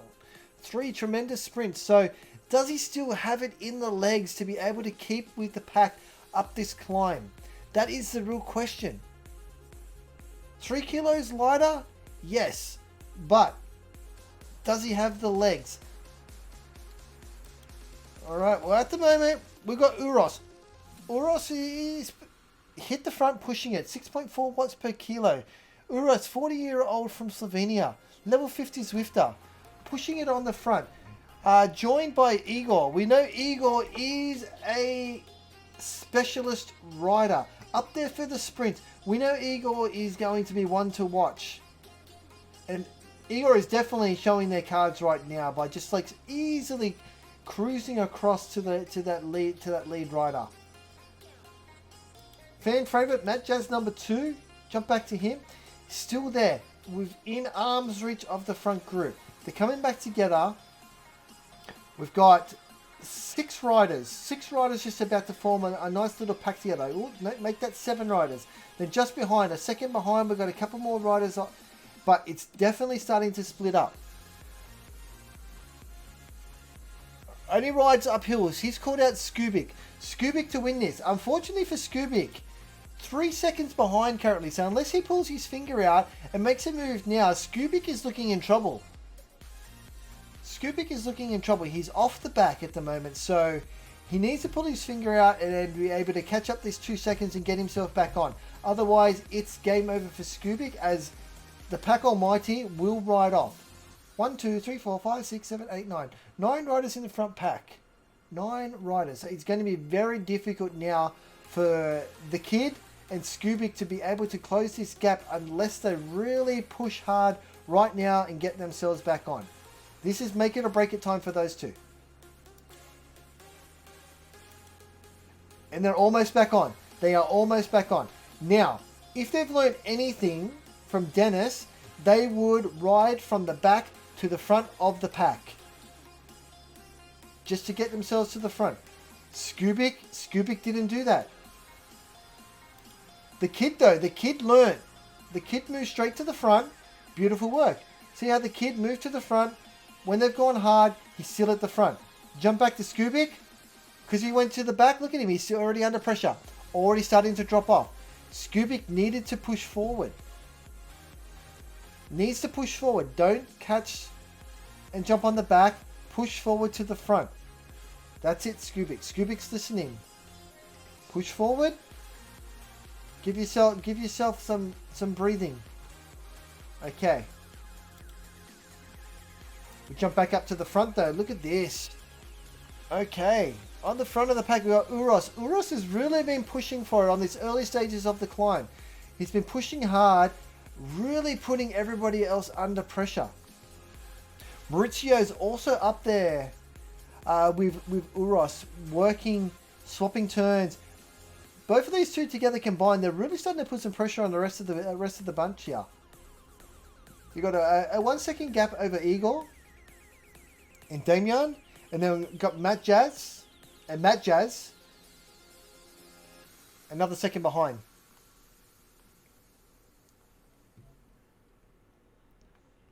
Yeah, only ride up hills. A lot of people never get the memo.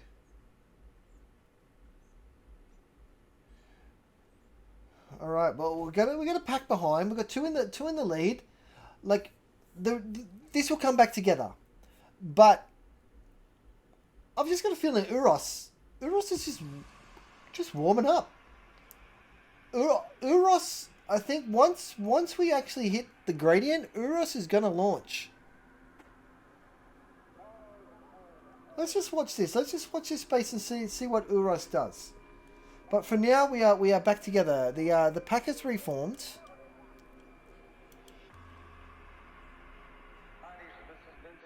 We've got 11 riders here now in the front pack.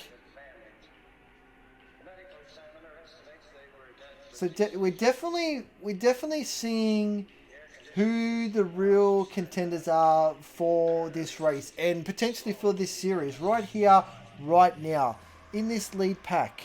11 riders. This is still anybody's race. Anybody's race. Whoever's the hungriest for the win can easily take this.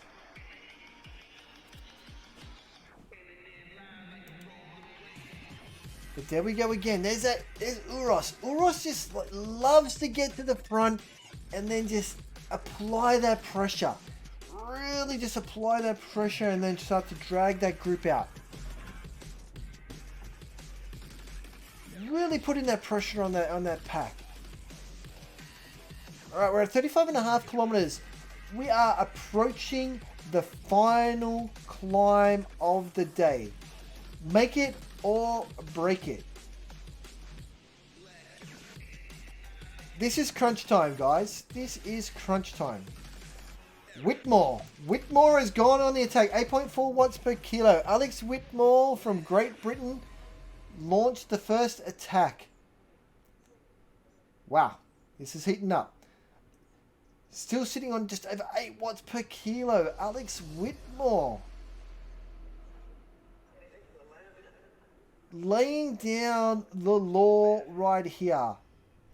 It's either you got to make it or break it, and Alex Whitmore is saying, I need to make it. He's got a 5-second gap. Okay, we are just about to start to hit this real pinch leading up to the finish. 1 kilometer to go. This is still anybody's game. Anybody's race. He's only got a 5-second gap, but this is Zwift. On a climb, 5-second gap, disappears just like that. Alex Whitmore sitting on 7.6 watts per kilo. Slowly dropping back though. Let's watch the back. Let's keep eyes on the pack. Let's watch for red numbers. Let's watch for the reds. So, all right, Alex Whitmore currently beautiful cadence, good watts, calm, comfortable, pushing well. Igor is hitting like 6.4 watts per kilo, starting to like put the pressure on and pull him back.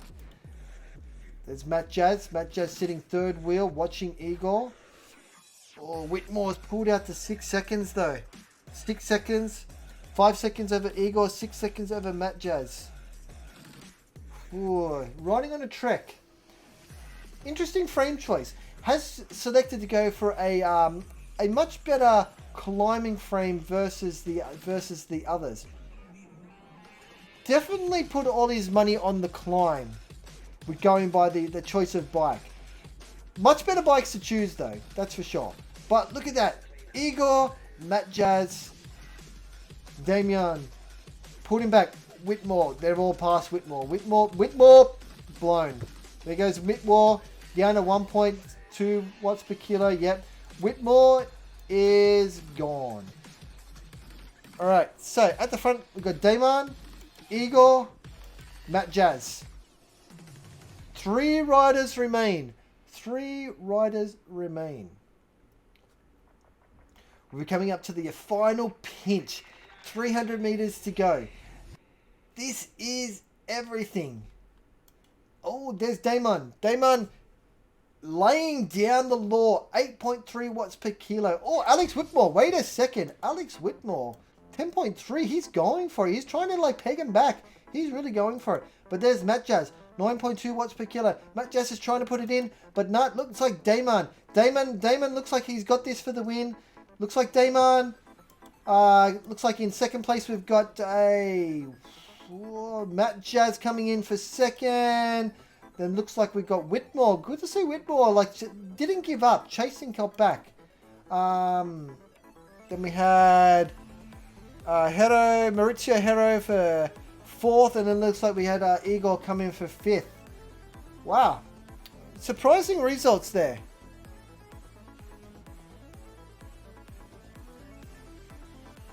Top performers though by all. Is it very surprising to see the riders who were up there for the sprints still able to keep up for the final climb. Great job there by Matt Jazz. But wow, our winner, Damian. What can we say? 43 out of Slovenia. Level 36. He's riding the classic Cervelo S5. Not a bad choice of bike. It's better than it's quicker than the original Cervelo, the Cervelo 2021 or 2020, whatever it was. Because the Cervelo S5 is a quicker bike. Not necessarily the best for climbing, but that didn't hold him back, did it? Mate, Damon took out the win there. First place over Matt Jazz. Followed by Alex Whitmore. Then Maurizio. In 5th place was Igor. Looks like Klemen Skubik came in for 6th place. Uros, the one who was putting in like a lot of those hard turns at the start of the climb, coming across the line in 7th place. It's 75555 from Japan, coming across in 8th place. 10th place we had Daniel. And that just basically rounds out our podiums at the moment. We haven't had a 10th place finisher yet. But looks like 10th place is coming down as a hotly fought contest between Matt Jazz number 1 and Tommy the Kid.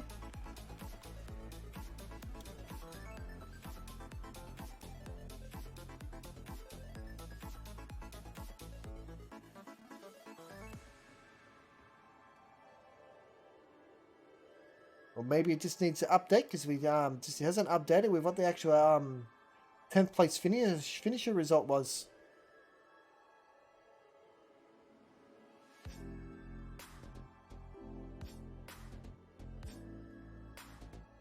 But yeah, brilliant race.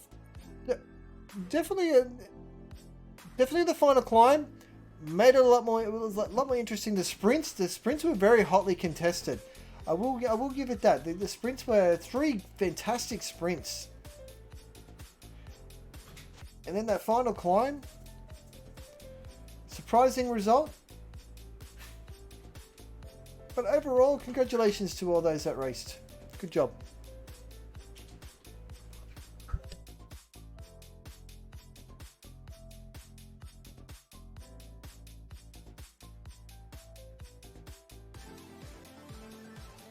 All right, well, I think based on that though, we're just gonna call it for a night. That was 3 really great races tonight.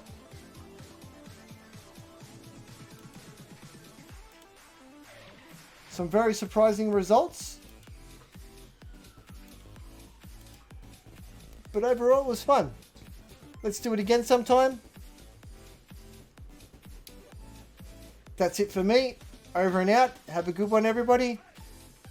Maybe we'll be back to normal viewing pleasure tomorrow. And until then, ride on.